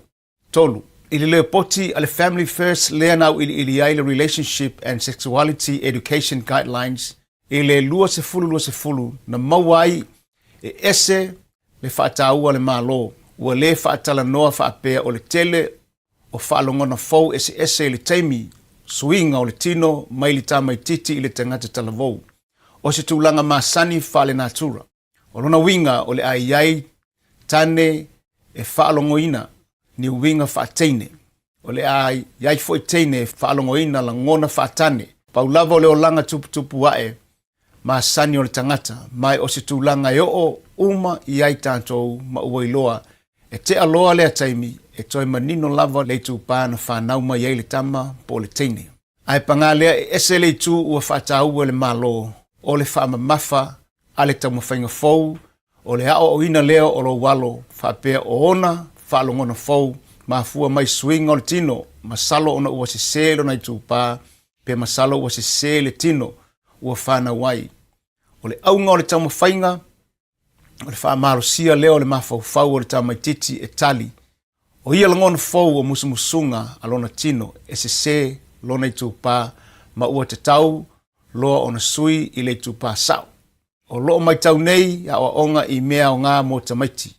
Tausanga fitu, ma le tausanga valu. A onga mawalalo o iei taumawhainga e whaeloa i tamaiti o langona o suinga o le tino e iai po ngai mai homon vaila au fausia le tino mai masina. Tupu le tino whanau tama ma le mafuanga o vaevaenga ese whaale tupa. Ile whenumiai ma le whaititia o a onga e whaamala malama ai le mata upu o le tupa i le teimile nei e iei le langona a whai tātou te le whesilingia ma tātou le whinau ma le manatu ma mawha e whaatala noa winga ese whaale tupa o lona winga o le a whaamalo si atili le matanga luenga o a onga le whaawau o a onga o loo tūlei e le taumo whainga fau le nei e le malo. O le ala le unga o ia whainga mo le lumanai o whanau o le tali o le toatelo o tātou whanau o le ama whatia o latou o langa. O le ase tali pe a whisiringia i tātou le lumanai e tātou whanau. A whaina o tō iloa ma malama lama i neitu a inga o onga e whaaleanga i mātou o langa ai se ala na tau le whina wai e tā ofi. A tātou tepa vave i ni upu ma whaupunga o i le lisi o upu ese o le a whaonga i a onga tūlanga lua. A sexual, tangata e le aini langona tau whiusua inga, ai i iai langona whaaleitu a inga. Bisexual, tangata e iai langona tau whiusua inga moitu pae lua, teine po le tama. Cisgender, whaasino manga o se tangata e tutusa whaalongona ma le tupa na whanau mai iai, whaateta inga whanau mai o le tupa tane, matua ifo tau tino mai o ia o le tane. Heteronormativity, talitonunga o whehusua inga moni, ua na o le tane ma le teine e whaia. Intersex, tangata ua le manino po o ia o le teine po o le tane. Non-binary, pilfilinga le tangata o ia e le o se teine, e le o se tane foi. Pansexual, tangata e iai langona tau whiusua inga, so se tangata mai so se tupa e le popole, po le teine, po le tane, po le a foi le tupa. Sex assigned at birth. Whaasino manga o le tangata i le teimi whanau. Transitioning, tau mawhainga, ale tangata e mawhai ona ola i le tupa ua ia filifilia.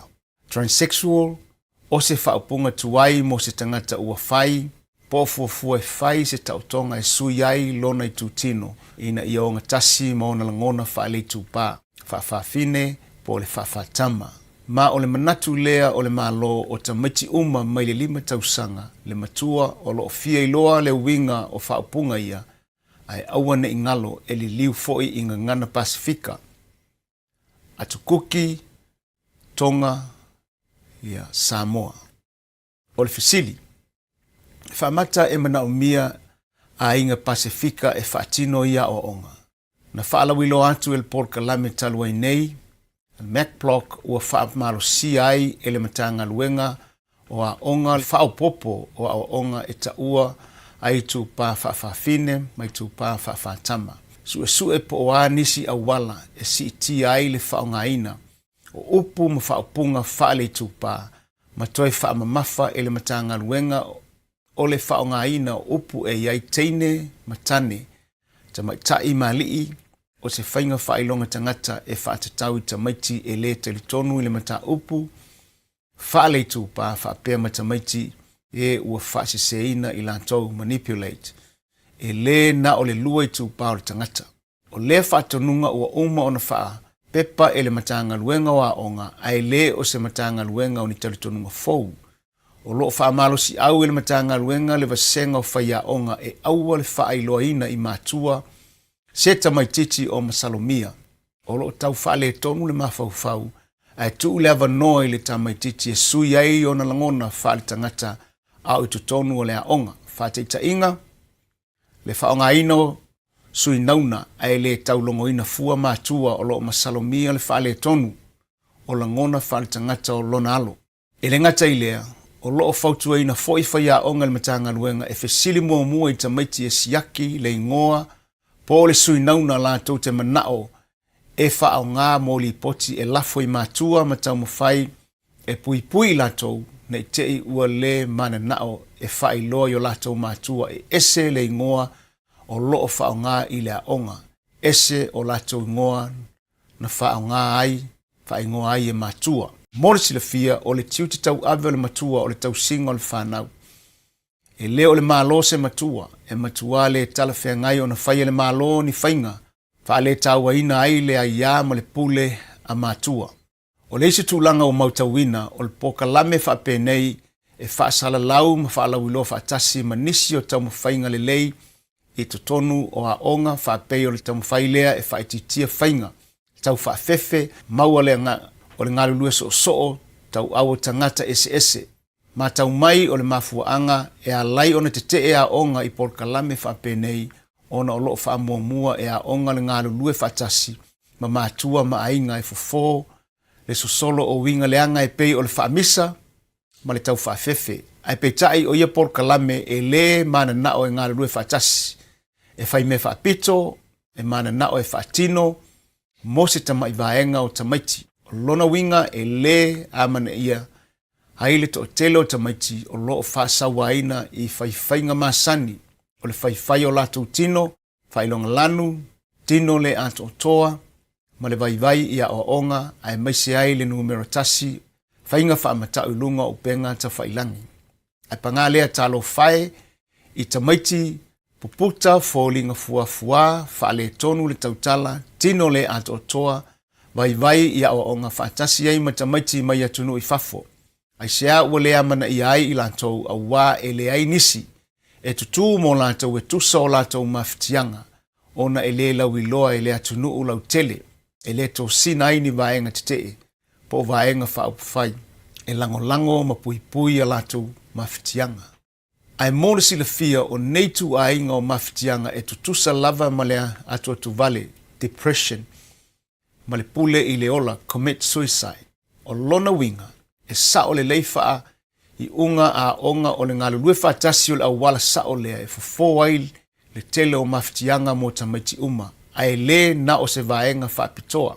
Lesi tu e lea ngai por kalame whapenei o le tūlanga lea a whai ai le fia a wai le tamaititi e tusa lava pele o a whaina lona vā maisi tamaiti a onga. O le a whai longa loa ma wha matau el por kalame whai mai o le homophobic tangata e te i taua tane ma taua whawhine. Transphobic tangata e te i whawhine ma whawhatama ma whai longa lanu. O lona winga o le tamaititi e le fia awai i lona lava whaitalia o le a whaamalosia i totonu o le por kalame ma whaapea ai e te i lātou i le taumawhinga fau le nei a le malo. Ua manino o le foina o whainga tau whaafefe ma le whaasawa e le o le sini au tū a vaenga ia. Ai le i whaatalanoina se tasi o awala e mawhai e mātua o na te lea mata opu. E fia whailo atu ni whaataitainga o awa onga e o ina tā ofi totonu a onga tūlangalua pe a tātou le mātala. Mua o le lominga navigating the journey, whaatonu o le malanga. A le vaenga o ainga fuafuaina masalo o se fōlaunga ai longa e te fia malanga ai. Wa tumu i talitonunga whaale tūpā. Nei mata upu, ma o onga e te tau o na tātou whisilingia, ma o ia foia o onga e te tau o na whai e mātua, e le o whai a onga. Tangai i whaataitainga mō nei a o onga. Arm, legs, feet, bottom, stomach, chest and breast, etc. Mata upu mō ta maiti whatoa whaulu i a onga tūlangalua. Malea o ina fo'i o upu ua li liu i le whaamaoli. With naked bodies of females and males. Mata upu mō ta maiti vasenga tolu ma le wha. Ta maiti ua fitu i le valu tausanga le matutua o lona winga. O le o oina o taritonunga whaavai whaale tūpā ua amata maita maite fitu tausanga le matutua.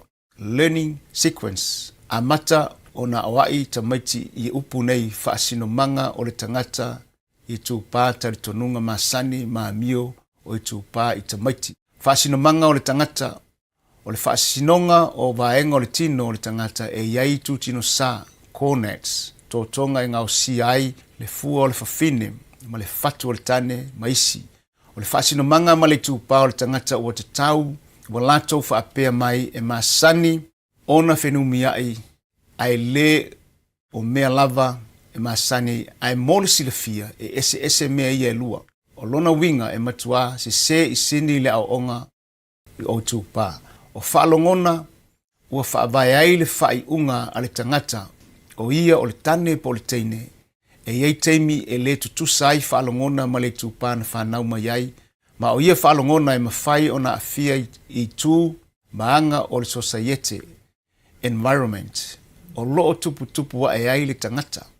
Whaopopo ma le polo inga e wha mata lo walo e fitu tausanga I le tusi lea o ai oi. Who are you? When babies are born, people ask, is it a boy or a girl?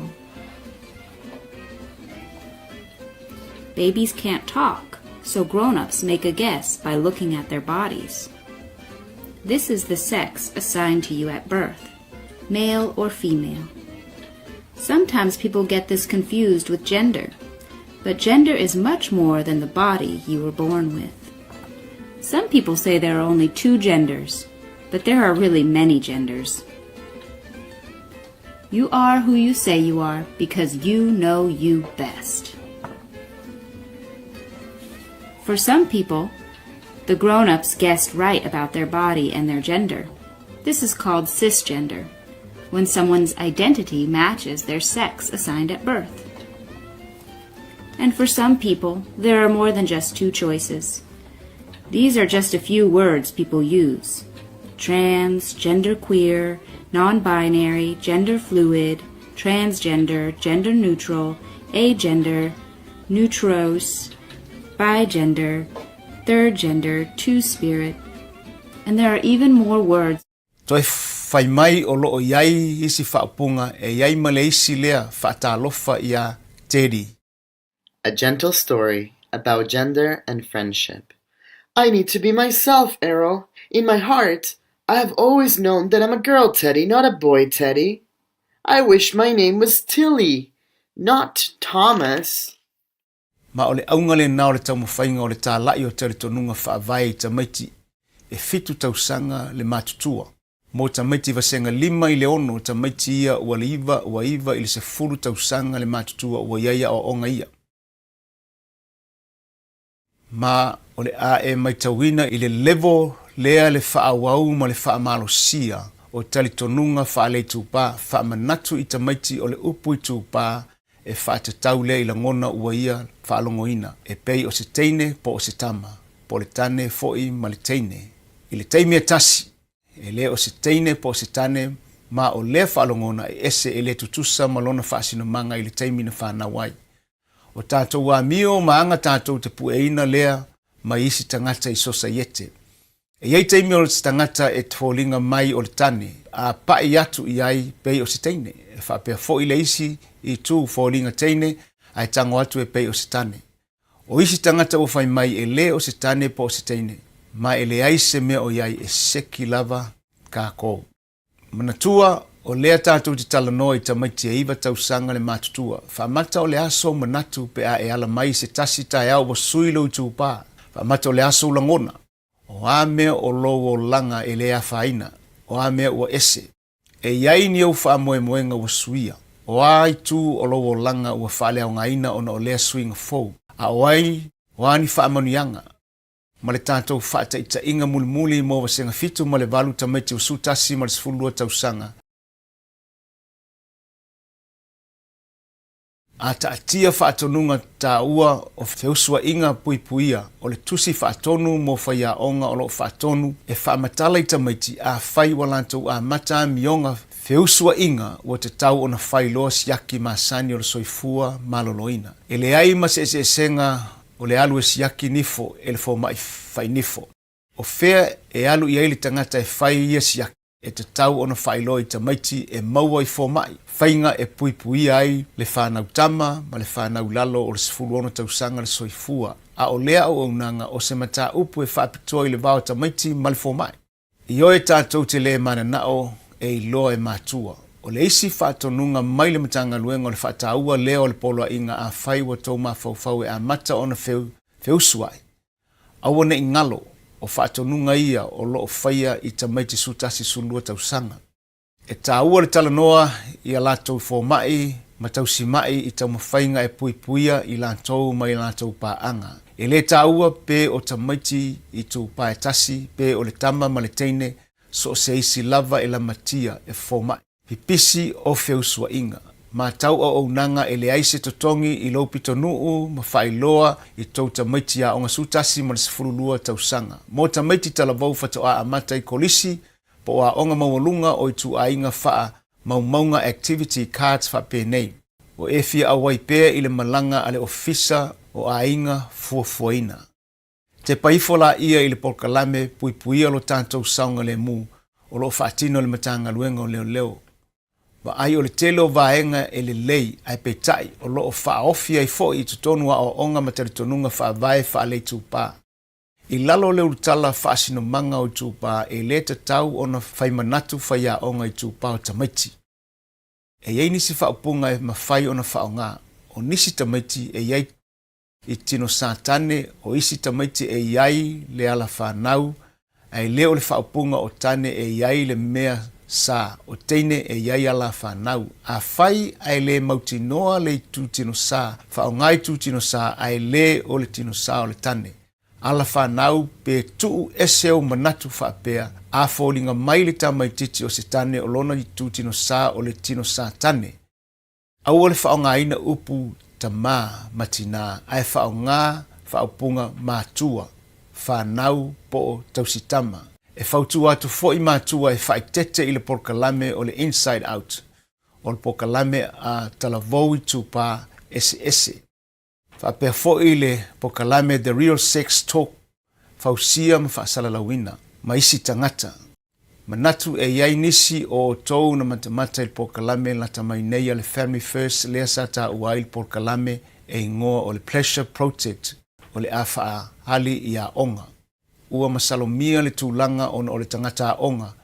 Lautongia ma vaenga i longa o tū leia porkalame ia sa lātou talanoina o lātou foia o langolangoina ma losi le Pleasure Project. The Pleasure Project o le taumawhainga se vaenga tū maoti whaavao malo e whaato sina whaia onga o le mata upu whaale tu ainga e whaonga whaupunga tau whiusua inga ma soa whaanei ona pō e o ai mata upu o le tuina nau, o li oli fia ma le whaamaliaina o tuina nau, tau whiusua inga.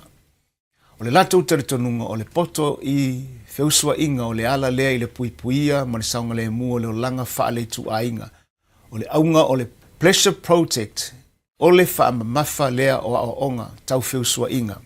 Ai le o le aoina o le mata upu whaale tu ainga. O se susuenga la upenga ta whailangi o le Pleasure Project ua maua ai whesota inga o alantou a o onga mata whiusua inga mata ngā pornography, pornokalafi. O loo i lunga o a upenga ta whailangi pornokalafi. O lea o le atuu le link i lunga o a upenga ta whailangi e mawhai ai o na whaitau le lipoti le nā. Ai ose popolenga siri i le maitau atu. O le tuuina atu whaamalosia i totonu le matanga luenga o a onga e tangata a onga lautongia ma vaenga i longa. O nei taritonunga whaale tu ainga le mautinoa. O lo o sao lava whainga ale vaenga lea i le taiminei. Ai ui i lea e tasi se tala fia e lei whaamalosia pe whaatu la fonoina ia tau mawhainga. Ai mo le ale umi a wā e toi ilo le malo le mata upu i le lua fe lua wha. Tā toute i loa o le toa tele o a onga la tau tele mana o mia le tau mawhainga fau o le malo. E whawhewhea o na tātou tali i ai. E whawhewhea o na puipuia le matua lana tama mai tala ina matari tonunga whapenei. Ua iai nei le mātou tusi responding to the transgender issue parent resource guide o se tāpenanga na whausia mo mātua e wha sosoani, e wha matala ma wha malamalama vaenga ese o le mata upu matari tonunga tau whiusua inga wha leitu pā.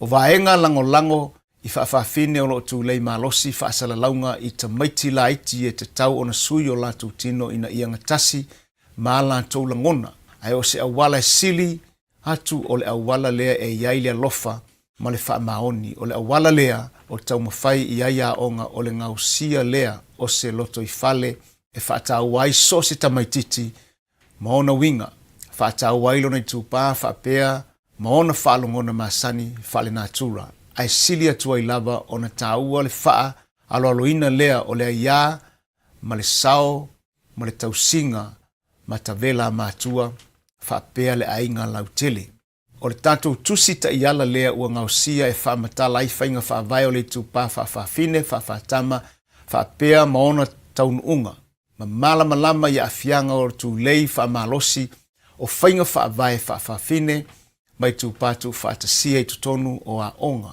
e faamatala u iliili ai le aiā a matua faapea ma iā aalo ma fanau e faaupegaina ai matua ia latou fonotaga ma taʻitaʻi o aʻoga i le soalau puleina o loto i fale faatāua uiga faaloalo ma le saoga lemu se taumafaiga e faatū ai ni faiga faavae e tausi le filemu ma faatāua manatu ma lagona o fanau e aogā foʻi mo aʻoga o loo iai fautuaga e fesoasoani le tausiga o le vā fealoaʻi ma matua i le faatalonoina o lea mataupu faavae luga o le faamaoni ma le ami o tonu e tele ituaiga manatu ma fautuaga mo matua o loo saʻili ni auala e faatalatalanoa ai aʻoga i le faagaluaina o lea faamoemoe e maua kopi o le tusi taʻiala i le matou aupega tafailagi matua tamā ma tinā matutua faapea tausiaiga o le tatou taʻiala plan lea faafesotaʻi le aʻoga lautama ma fesili po o ā mataupu o loo aʻoina lua mataala mai tau lelei mea aʻoga a lautama e aumai e fai le fale faitau mea aʻoga po ai tuaiga poloketi o loo faatonuina e faauma ona fai le fale o se tasi lea o itu lelei o le tapunia o le atunuu ona o le faamaʻi ua mau ai le avanoa moni e iloa ai nisi o mea aʻoga o loo aʻoina ai tamaiti tolu faafesotaʻi le komiti faafoe ma faailoa i ai ou popolega faifai malia auā o latou foʻi o isi matua e pei o oe fa fesili i lau fanau po o aʻoaʻoga o faia i mataupu tautupā faaleituaiga faapea lo latou vā maisi 5 a fai e lē foʻia o popolega aua neʻigalo e mafai i lalo le tulafono ona e aveesea lautama ma vasega o loo aʻoina ai mataupu ia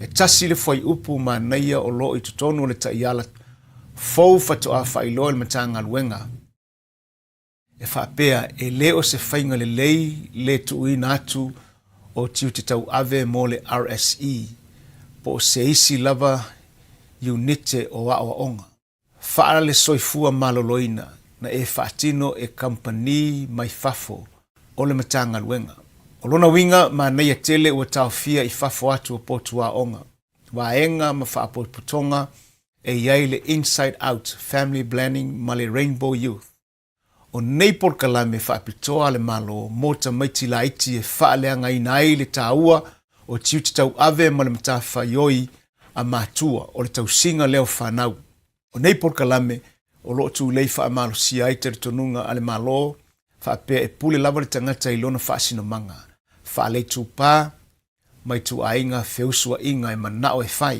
ae peitaʻi o le vaivaiga o ia polokalame ma le faatupeina o faatinoga o le amanaʻia lea o lagona ma le ola ifo o le tamaiti taʻitasi totonu o le aiga faapea ai ma le amanaʻia o fautuaga lelei ma o aʻoaʻiga a matua ma le aiga potopoto i le olaga tuputupuaʻe o le tamaititi e te mautinoa moni tuaiga o mea aʻoga eseese o aʻoaʻina ai lau fanau e tali le fesili o oe o se tamā po o se teine po o se fafine e iai se faatonuga a le tou aʻoga o le a faaogā le faasinomaga faaleitupā o le tamaititi e faavae ai le ulufale i fale ese ma potu taele faapea le filifiliga o au taalo o tusia i totonu o le taʻiala o aʻoga faaleituaiga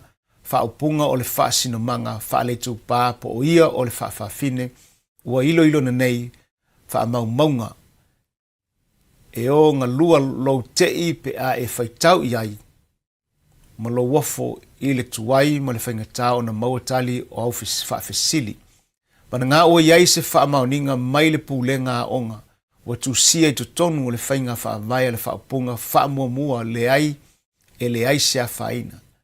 Pe a o ao man tā upu, tau whiusua inga, ma whaale tūpā.